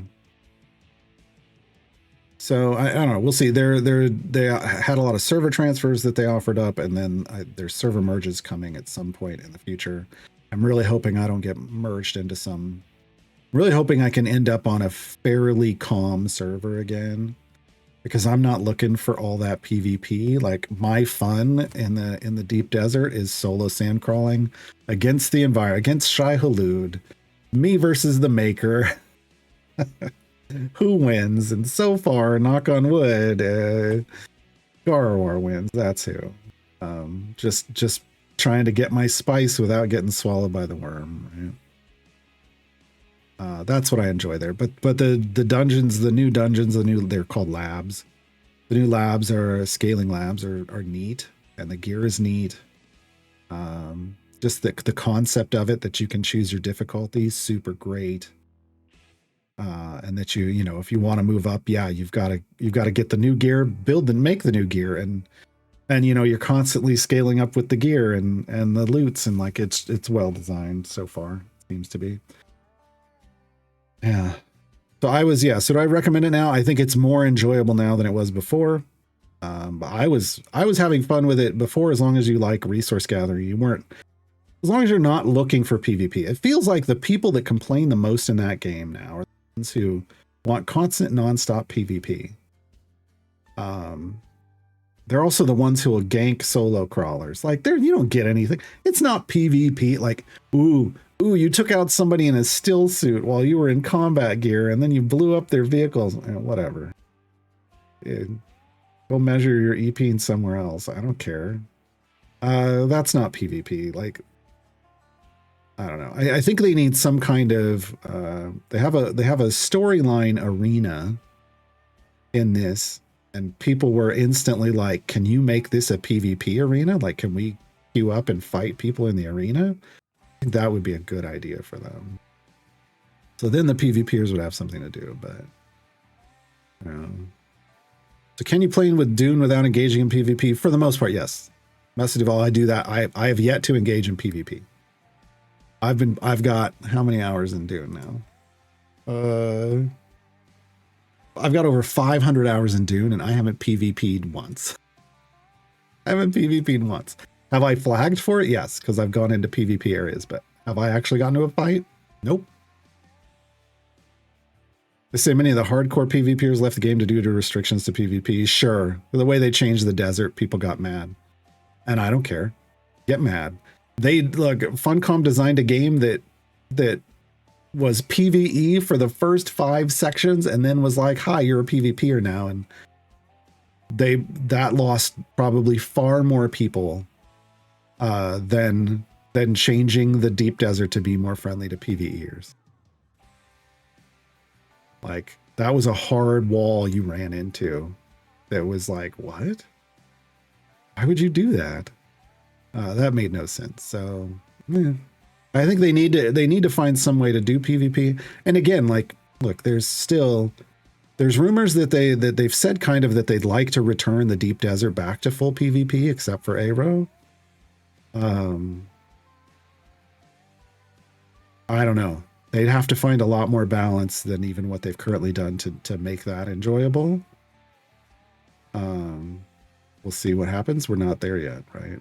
But right now, as it stands, if you want a PvP, you can go out into the deep desert and on busier servers. Look, if guilds want spice, large amounts of spice, you're going to go get it off a large spice ring.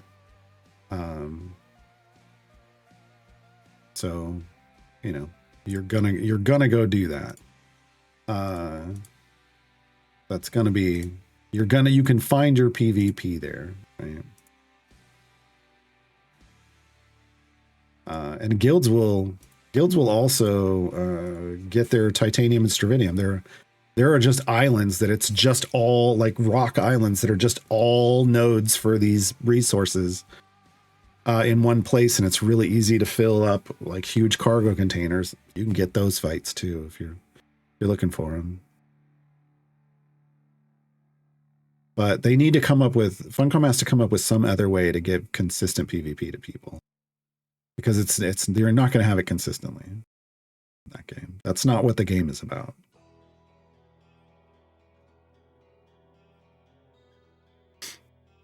So when a console is, rumored this year, right? Or I think even stated this year, but I don't know when.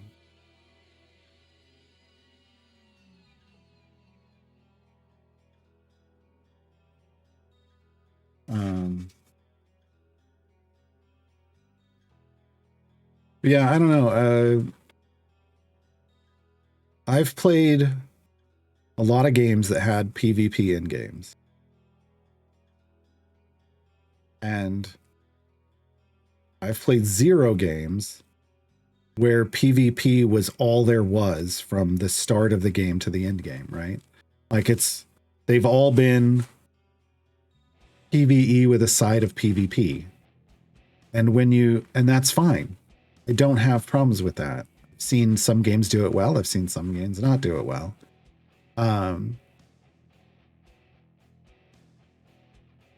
Where you run into trouble is when all of your progression suddenly shifts from PvE to PvP because you've cultivated a play style in the first part of your game that you then swap to something completely different, and you lose players. Now, if you can build around both, if you can find ways to progress along both sides, that's usually the best way to do it. Like if you can progress in, like I will go with, like, Warhammer Age of Reckoning did a decent job at this, where they had their zones lay out as you move through the tiers, tier 1, 2, 3, and 4. There were PvE areas, but there were clear PvP areas, and you could just try to go out and level your character and get gear and stuff from PvP. Lots of people, tried to do that. They would just do that all the way through the tiers. Other people would do PvE, just purely PvE, and then some people did mixes of both. It worked fairly well, but when you got to the end game, there were PvE like dungeons and things, but the main campaign of the end game was RVR, realm versus realm combat. And you capture each other's capital cities, and this was PvP based. It was instanced PvP, and they did instance PvP throughout the tiers, but they also had open world PvP. So you had this mix of open world PvP and these PvP zones like lakes or rivers, depending on how they were. It was either a PvP lake or it was a PvP river that ran through the zone. And they mixed it like that. But then when you got to the main cities, it was like, okay, well, here's these instanced runs. And it worked out fairly well. I think the biggest problem they had in that game was that they'd initially designed all the PvP to be instanced, but a lot of the player base was coming from Dark Age of Camelot, where it was all open world, and those players wanted open world combat, and so they tried to create it, and that's what created all of the like lag and crashing issues and problems with PvP. If they had left it instanced the way they had originally designed, I think it would have all been great. And just go, look, obviously, if that's the kind of PvP you want, if you want open world, this isn't really our game. This should have just drawn a line in the sand and said, that's not what we're making.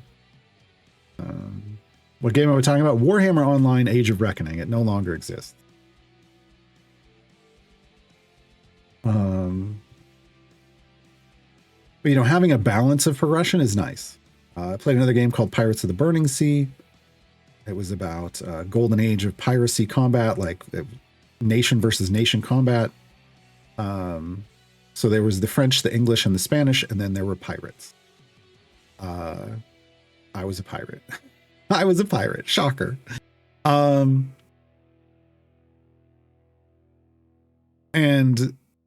that one had you had to do PvE stuff. But the PvP was kind of opt-in. There were times where it was kind of forced because, like, basically you could build a PvP circle around a port of call, and someone might want to get there and they'd have to sail through the circle. But there's to get there, it wasn't that bad. Most players, at least on my server, were like, that's just a PvE, they're just trying to get into the port, and we wouldn't go after those people. We would look for the actual fights. But not all, obviously. It had really good instanced combat, instanced PvP areas, and even the instanced in-game stuff was really well done. it ran into an issue that I'm worried about that Dune is running into right now, where they create an insurance system that made loss no longer feel like a real loss. And Dune, I think they're trying to do it to encourage people to go out, and it might work. Whereas in Pirates of the Burning Sea, they were trying to. People were losing ships that they had worked for like a month to build, gathering the resources, and then they were getting them sunk. Like in their first battle. And they were feeling real bad about it. Right? So they were trying to, you know, people were doing stupid things. Look, you build a big like ships of the line, which were the naval biggest warfare ships. Were the kind of end game goal, and people were bringing those out, and then a dirty little pirate in a sloop would basically kite you, take out your sails and crew, and then board you and defeat you in boarding combat and steal your ship and sail it out. Like, and then it's my ship now. And they were raging. And it's like, well, why are you sailing into a red zone by yourself?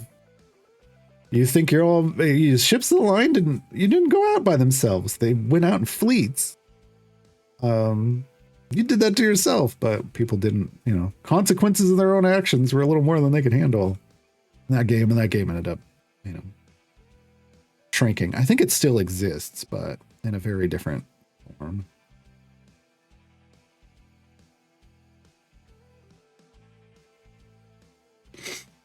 So I don't know. You got to be very careful when you have a game that blends PvE and PvP to make sure you're giving leveling opportunities on both sides, and that you're not forcing people to do either of them too much. Unless you know, like right now, Dune is basically saying you want the best stuff. You want to get strong for PvP. Time to do these PvE labs. But the thing is again, 5 tiers of Dune were PvE. So like you had to do that anyway. So you should be, if that's the kind of game it is, so it makes sense. Yeah. PvP, pure PvPers have so many other games. Yes. Yes, they do. But they'll tell you they want this one to be theirs. Tough shit, I guess. Oh.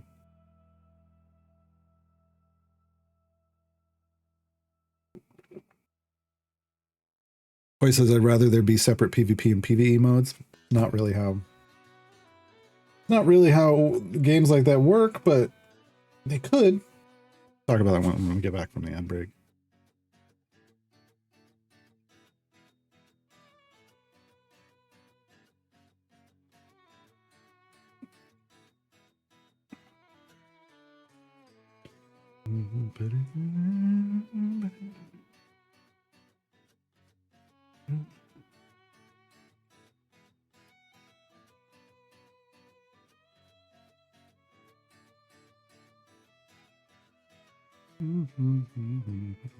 I did see that Steam PvP Fest. I was like, oh, there's something I won't be participating in. I swear every other week Steam has some kind of fest. But that's fine. There's enough niche content that you can do that nowadays. All right, we're back from the ad break. So Toy said I'd rather be separate PvP and PvE modes. I don't know that works very well in MMO-like games. I will say I did play one. My first MMO ever was Star Wars Galaxies. And there was a system in that game for basically doing what you're talking about. And it was called the Galactic Civil War system, where you could choose to just not pick a side in the Galactic Civil War, and you'd be a neutral party, and you could run around the galaxy and never get involved in a fight.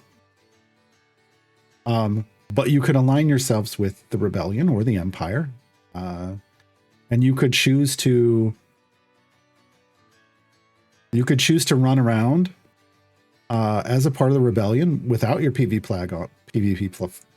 flag on, so you could be flagged off, and you wouldn't be bothered as long as you didn't interact in anything that was Galactic Civil War related. The second you did, like say you ran by and you just took a pot shot at a stormtrooper, flags on. Right? But there were people who ran around with their flags on all the time. There were also in that game, you could unlock Jedi. Jedi were perma-flagged for PvP originally, and could be attacked at any time.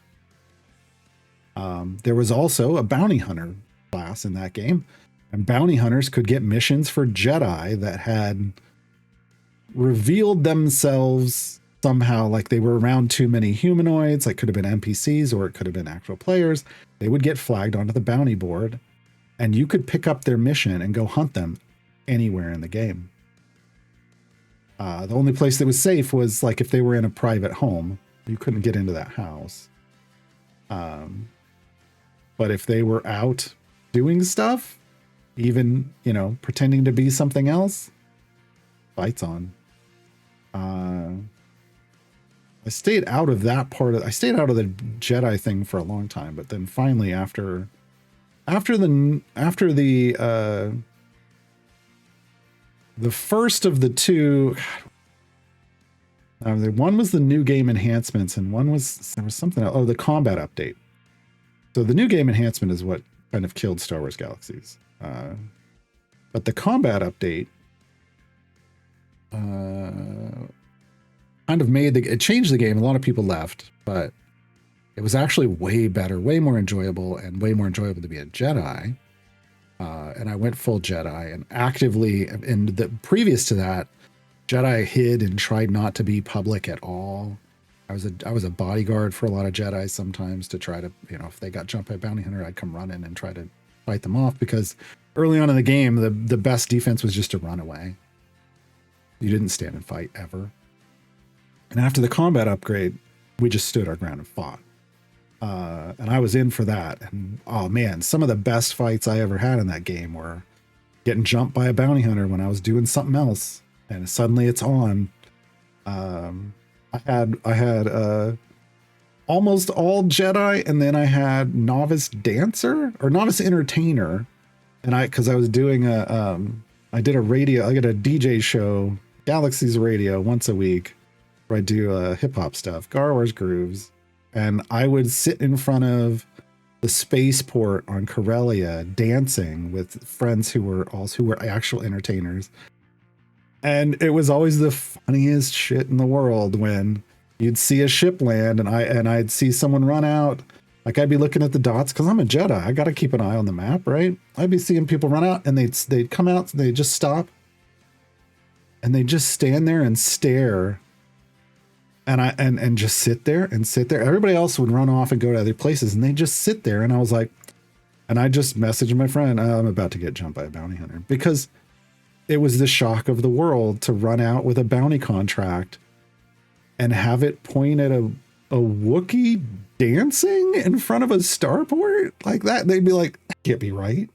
Is this really who I'm supposed to attack? This is the game glitched? Like they would be going through that thing in their head and trying to figure out the game. But then sure enough, they'd always like fire off a shot and I'd just hit a hotkey and out come my lightsaber and I'd beat their ass right in front of the starport. It was good times. I only got doubled. I died once, and I was AFK in a shop, like a house that was a shop, and the shop, it wasn't my house. And the shop owner usually kept all the bounty hunters banned, but someone was new and got in and flagged, attacked me. And the second you get attacked in a private home, you get shunted out. And I lost that fight 2-on-1, but I got jumped another time 2-on-1. And I think we dueled for a good 40 minutes, me trying to kite in and around my own city, before I took them both down.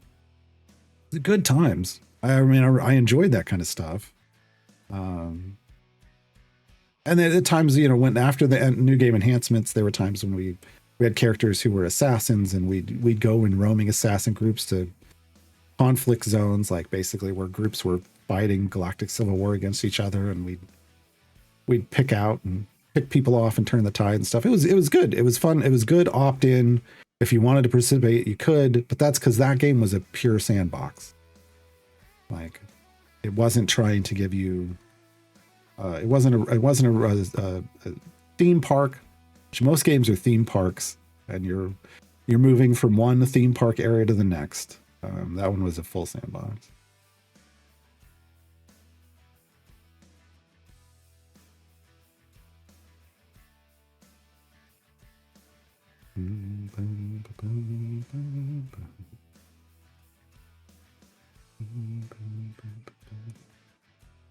All right. So we did our. Oh, wait. We had one more gold sentry chest. We did our time gate. Come on, slot 3 epic. Nope. Pity timer is down to. Well, it should be now 1 in the next 5.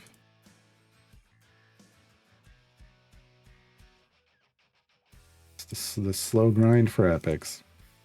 We're back on the gem farm. I think we're at the point now we're in like. I know we're for sure over 9,000 gems an hour, but I think it's 10,000 gems an hour now. I think.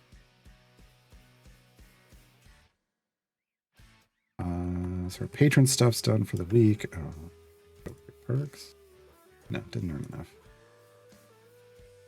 Yeah, and we just need to finish this. So once this is done, we'll have another forge run that we can do. That's the next path to progress. Like that's our progression thing on this account is, do your trials each day and then gem farm. Patrons on Mondays, and then when your trials are over, forge run. That's where we're at here. We'll unlock Dinar on a Wednesday. Valdemar, 3 steps into the quad.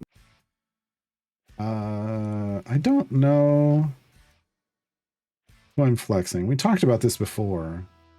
I don't necessarily need more champions on this account, like new champions. We've got our groups fairly well set up. The only thing I really need are better patron options for doing higher area goal patron variants. But like Human has their golden epic that we need. But I think we're gonna flex Human so that we can get that tier 3 buff, carefully balanced. Because for 50 something days, 40 something, 50 something days, we'll get a lot more speed, which means a lot more gems. It'll basically be like having them capped. And that would be a lot of progress for us. Because I know we can clear tier 3. Well, I believe we can clear tier 3. What we got? Someone starts in the front row of the formation. They can't be moved or removed. Oh my. We need the immolation feat. Or excuse me, the misdirection feat. Did we buy that yet? I'm going to have to go look.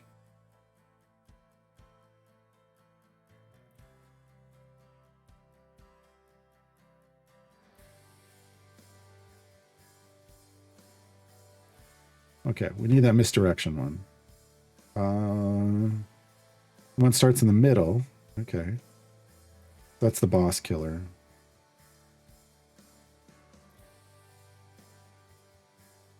And then Human starts in the back. Okay. So these two aren't bad. It's this one that's going to be the rough one. Let's go see. Did we buy misdirection? We did not. This one. This one basically, enemies that attempt to attack this champion will instead attack a different one. So I don't know what Human's. Let me go look at Human's formation layout. It better be a double. Better be 2 champs in the front line. Then we would want to pick up that misdirection feat to do that. Let me see. Yes, 2 champion front lines. So totally fine. We just need to get the misdirection feat. So right now I actually need to not spend these gems, and I need to save up 50,000 gems for that feat. If I'd thought about that sooner, I would have done. We'd have the 12,500 from the last one, but yeah, we'd be halfway there. So I need this feat, and then that'll make tier 3 doable. If you're trying to move up through Human stuff, you're going to want for their tiers. You're going to want this for tier 3 and 4. So. Do I want Calyx for background parties? I don't really find that buff to be that big of a deal. I won't be investing lots of item levels or gear into Calyx, so it wouldn't be giving me a big bonus. So no, not really. We already have the item we want for Cathris as well. Although, what are their... Oh, I didn't need to go in here. What are Cathris's buffs? Horde's person is tier 4. If Horde's person was tier 3, I would consider it. Tier 3 is their unseen encouragement. That's their buff. That would make them a much better buffer, but we're not using them that often. We're using them for gold. So I don't know that I really will flex anyone else, if I'm being honest. But again, this is a limited play account. If I were trying to play this all the time, I would be flexing. I'd be flexing on them, but yeah.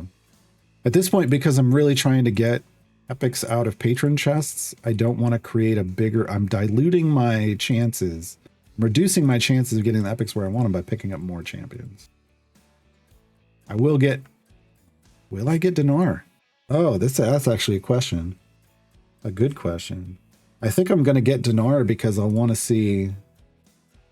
Well, we'll see how their buff compares to Lae'zel, because they could fit into our fallbacks formation with a similar buff as Lae'zel, but better placement functionality than Lae'zel. Lae'zel has to be in the same column. Dinar is same column and all columns behind, so Dinar could potentially be a better buffer. We'll see.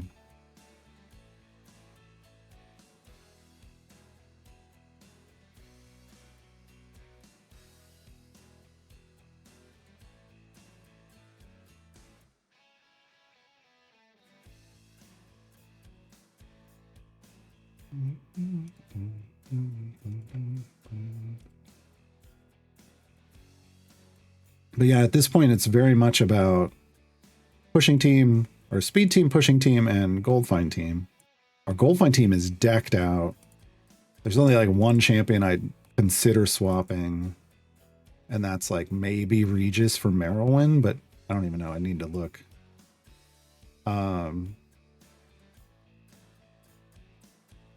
And then the pushing team, I mean, we'll look for good swaps for them, but it has to be a significant boost for me to get rid of someone I already have.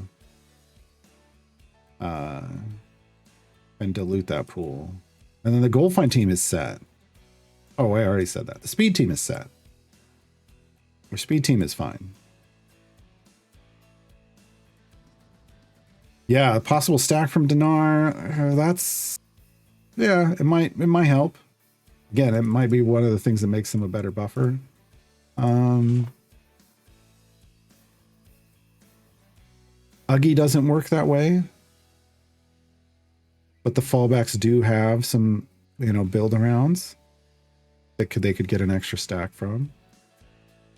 And they are in the kind of stronger categories, 10 and under categories. So you'll take it. Yeah, so we're probably picking up Dinar. But I don't know if we're... And we'll flex Human. But week 3, I don't know that I'll flex anyone. We didn't flex anyone in week 3 of the last event either. But again, that's only a thing for this account. You're playing the game normally. Flex, flex, flex. Get those champions. Get you some options. Like if I were playing this account, like if this were my main account, I'd be figuring out which are the best options for patrons in this event. Because I definitely need better patron groups to do higher patron variants. I think about Vondra and Grim as gold tanks. I have used Evandra in a gold farm before, but she is not Which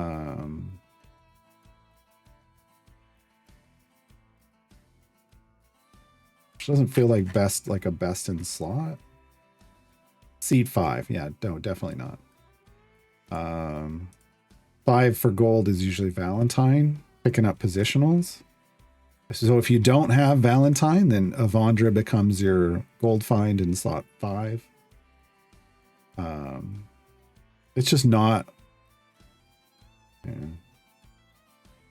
Because it's built around... the gold find ramps up when you don't kill an enemy after you attack it. It's... Avandra would then be... is kind of designed for an Azaka gold farm. And not like a dirty gold farm or a Makos bomb.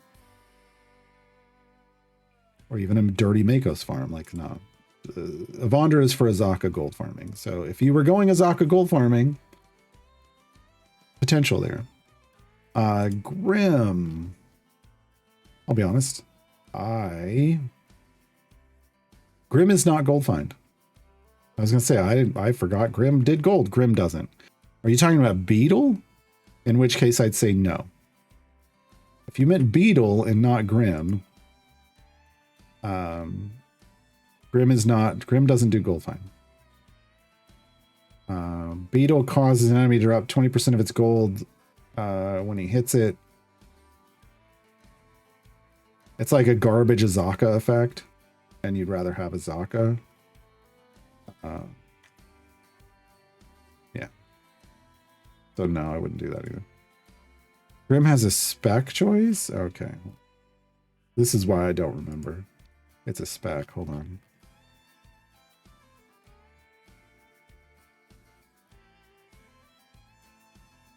No. Grim has to do the killing. Yeah. No. I wouldn't go that way. Yeah. I know it's multiplicatively stacking, but no, I wouldn't. I mean, that's one of those things where they were experimenting with stuff, and I don't know. Could you? Sure, but Grim has to be the one killing things, which means you can't kill with familiars. And no one else can have bud-based damage. Like if that's getting into a very specific scenario. I'm not a fan. It's just it becomes too much work. Grim's bonus is basically Grim's thing is basically, hey, you were gonna do this with Grim anyway. Do you want to just get a lot of gold? Like, do you want to just level up your champions faster by putting them in a gold find spec? Like, it's not really for gold farming. You got to remember, I don't know that they've ever really designed, like, gold farming wasn't a thing that the devs designed the game around. It was a thing that was created by it's emergent gameplay from the community based around a need is for more gold, which was a real bad need early on, but then I don't know, nowadays it's not. Well, in Turn of Fortune's Wheel and Back in Eve of Ruin, those campaigns, you need it. So they were never really designing things that way, and now I don't know. They've experimented with lots of different ways to introduce gold to the game via abilities, and some of them are better than others, basically.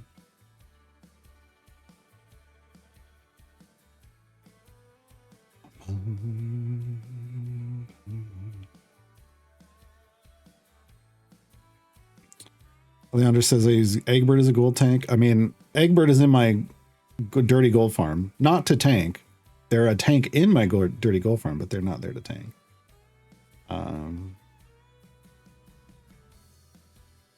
So there is because here's the thing. Normally you're not making a gold find pushing team. I want to be very clear. The only gold find pushing team that you would try to build would be around Makos. That's not what Azaka farming is, and that's not what dirty gold farming is. So if you were trying to just push with a gold find team, you'd be doing Makos DPS with Sergeant Nox. And if you needed more tanks, you could add them. but Makos wants a potentially different scenario. Like, yeah.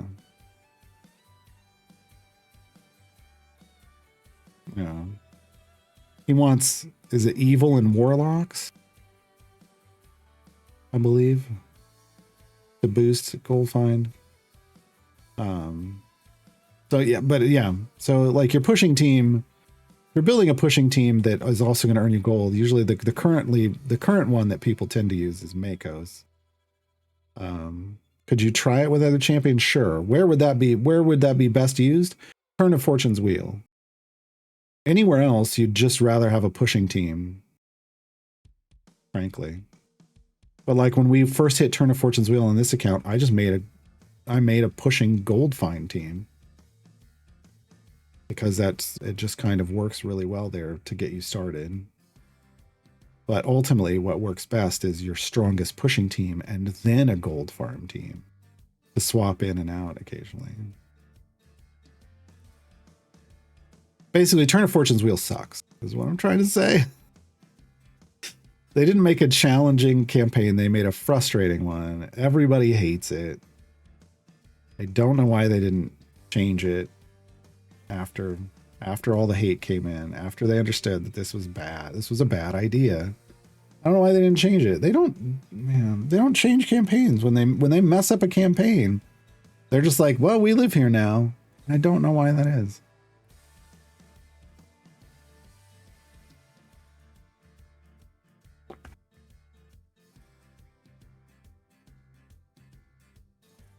All right, Lurgan Rider, thanks for hanging out.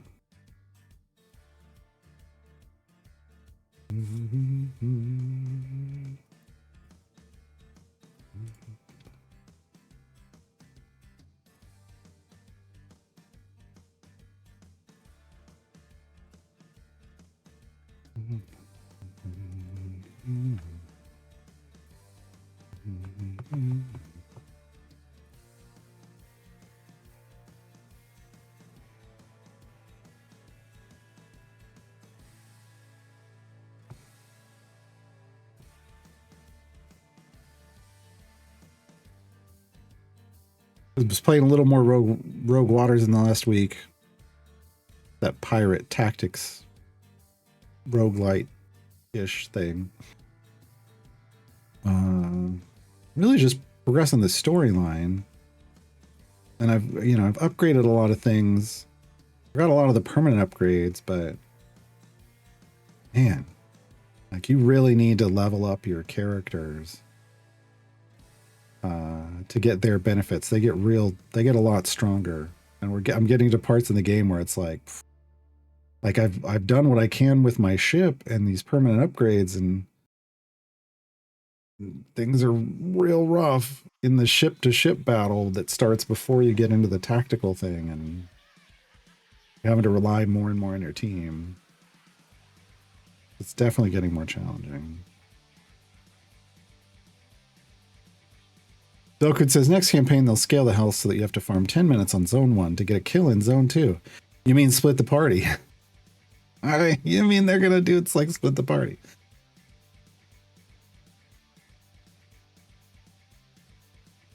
You split the party 1, people run into that scenario if they don't have potions.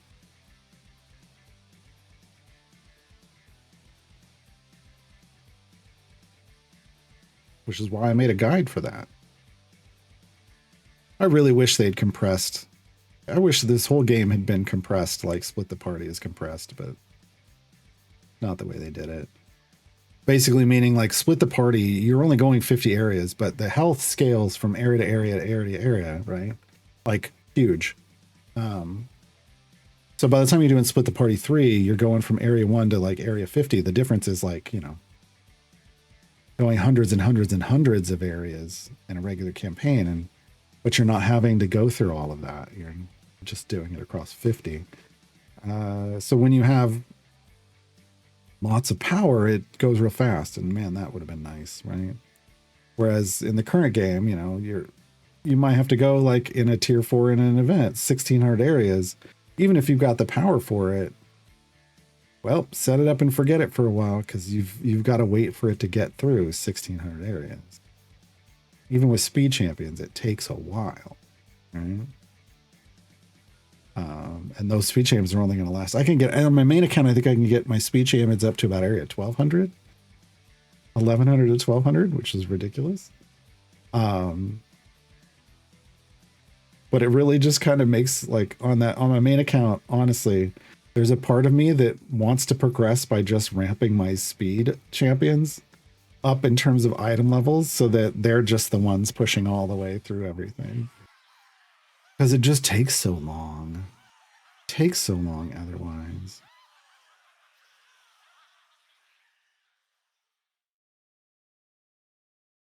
Artemisia says, it looked like the gold find item support was post-stack. It should be, yeah.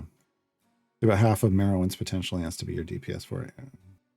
I mean, you know, multiplicative stacking is nice, but it's a 20 stack cap.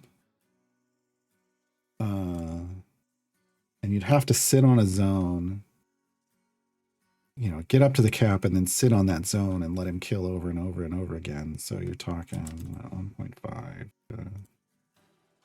20. It's a E5 gold bonus is what it looks like, with an item coming in post stack.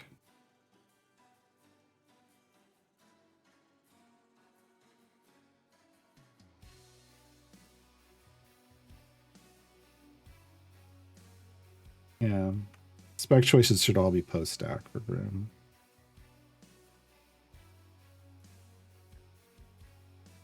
Could fire up my main account and find out real fast.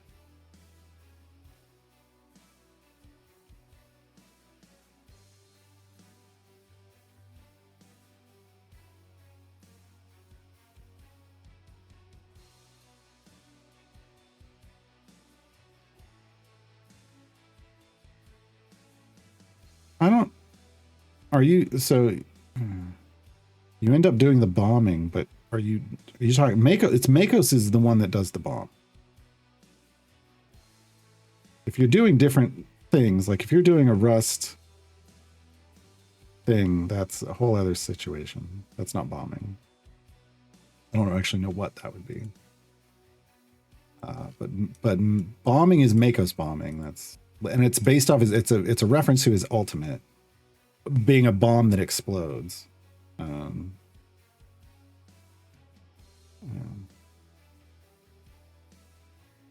Okay, hold on. I got this open. Let me get Grim up. I got 1,000 item levels on him, so it should tell me pretty quickly.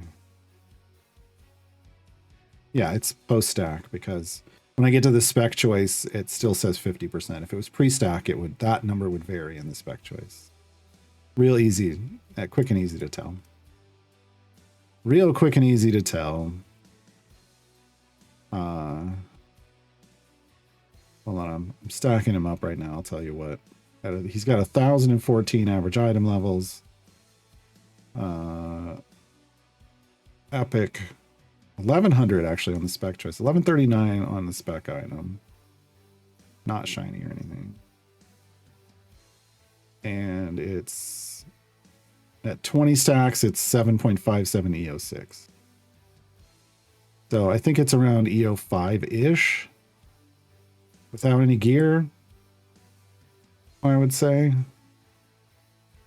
High into EO4s, low into EO5s. Somewhere around there. And then even 1,100 item levels, it's only getting him to an EO. So I don't know. To me, that's... Let me throw in Merowin. Now, here's the thing. Like, are we talking Merowin in Treasure Her Friends?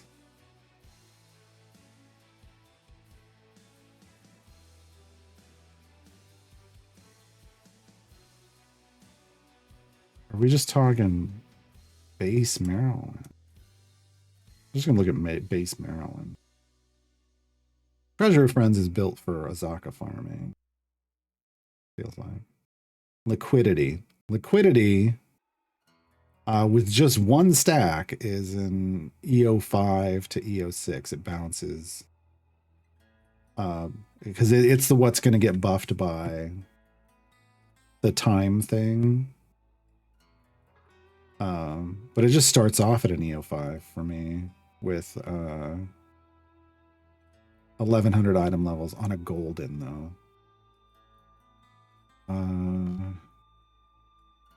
But the reason I wanted her with,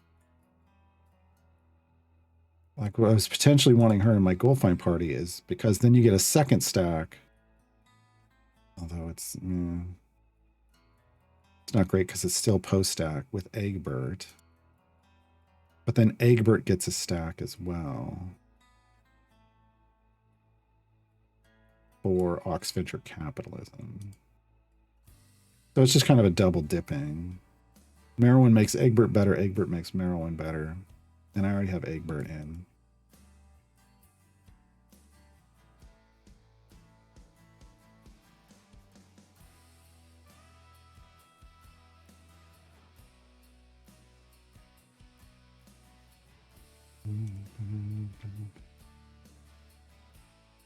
Yeah, it's still EO5, E6. I don't know. I don't want the work of the Grim stuff, basically. Tommy's on kills, non-kill spike. That's what you're referring to. I guess if that's what people are changing it to, that isn't what it was meant, but sure. It wasn't the original intention. Hoping for a Modron Switch Party at level X feature? Oh. That'd be interesting, but I don't know. I don't know that I'd see it. Yeah, Meat Grinder would add on top, yeah. And then honestly, like on my main account, I've usually got Corazon in as an extra to add for both of them.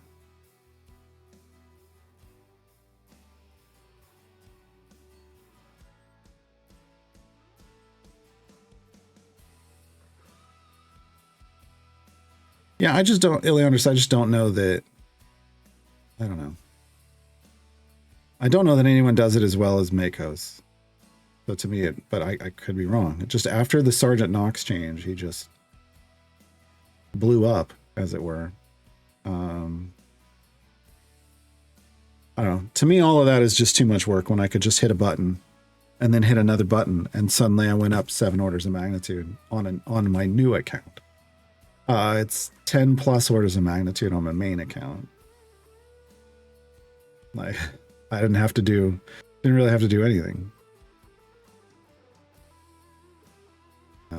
But you know, but again, that's me burnt out after 6+ years of Azaka farming. That is the most work you could put into getting gold ever. Now I just want to hit a button. So now I just want to hit a button and then hit another button and be done.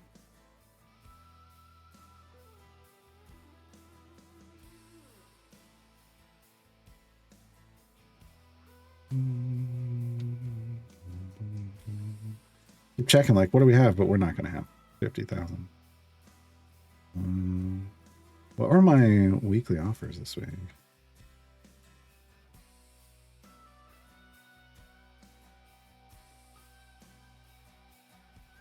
This was free and it was the golden slot. That was rude.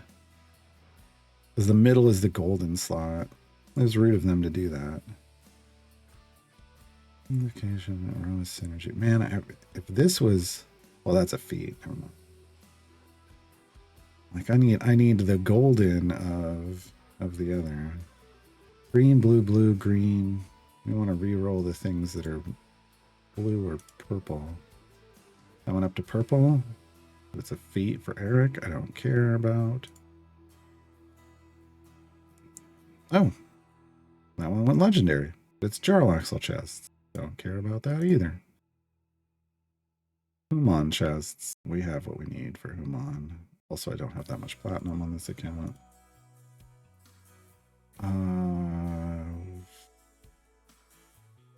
Jeez.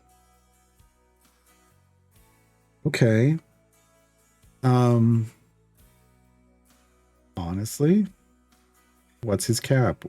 How far off a cap is he? We're at 250 out of 337. If he were lower on his cap, on his total, I'd consider that feat. Basically, his feat will, like, he has a 1 in 3 chance of scavenging event tokens, so he has a stronger effect. But that feat makes it a 99.9% chance. So you hit your cap real fast.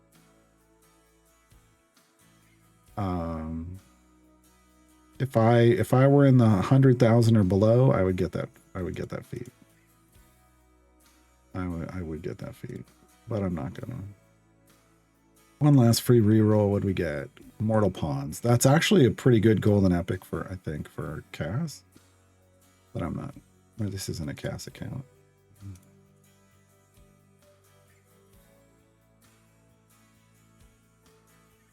But yeah, if you can get that feat for, like, out of something like that, a discount for Strongheart early on, sure. I'm 2/3 of the way done. I'm not worried about it. Not worried about it. I got so many firemints. And look, my Kyre is already full epic. And I'm still sitting on 142,520 firemints. So Dinar is going to potentially end up full epic as well. That's where we are in our progress. We have a chance to full epic people each event. And maybe we're at the full epicing 2 now mode. I don't know. That'd be neat. All good progress.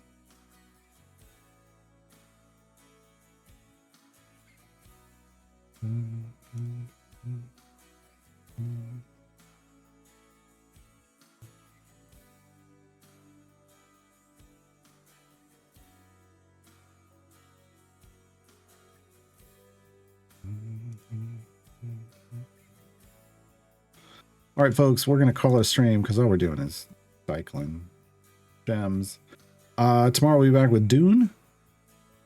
Be back with some Dune. We'll have this running in gem farm mode up in the picture-in-picture window. But we'll be playing some more Dune. Wednesday we'll be back to do Dinar and unlock Dinar, make Dinar's guide, update Dinar's new guide, I should say. Thursday, gem farming and guide updating, the new player reference. We'll work on the new player reference on Thursday. And any event stuff that we haven't done, because we're probably going to flex Human. We might have to do that on Thursday as well. That stream will start a little later because I have a meeting with Dylan usually at the time the stream usually starts. So we'll start a little later, but there's no dev insights this week, so it's going to go long.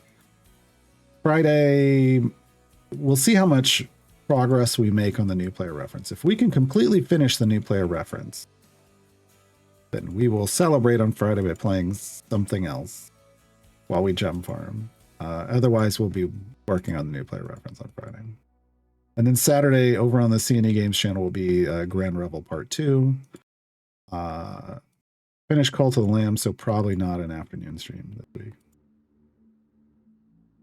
All right, folks. Thanks for hanging out. Have a great day. Night now, most places. Night, everybody.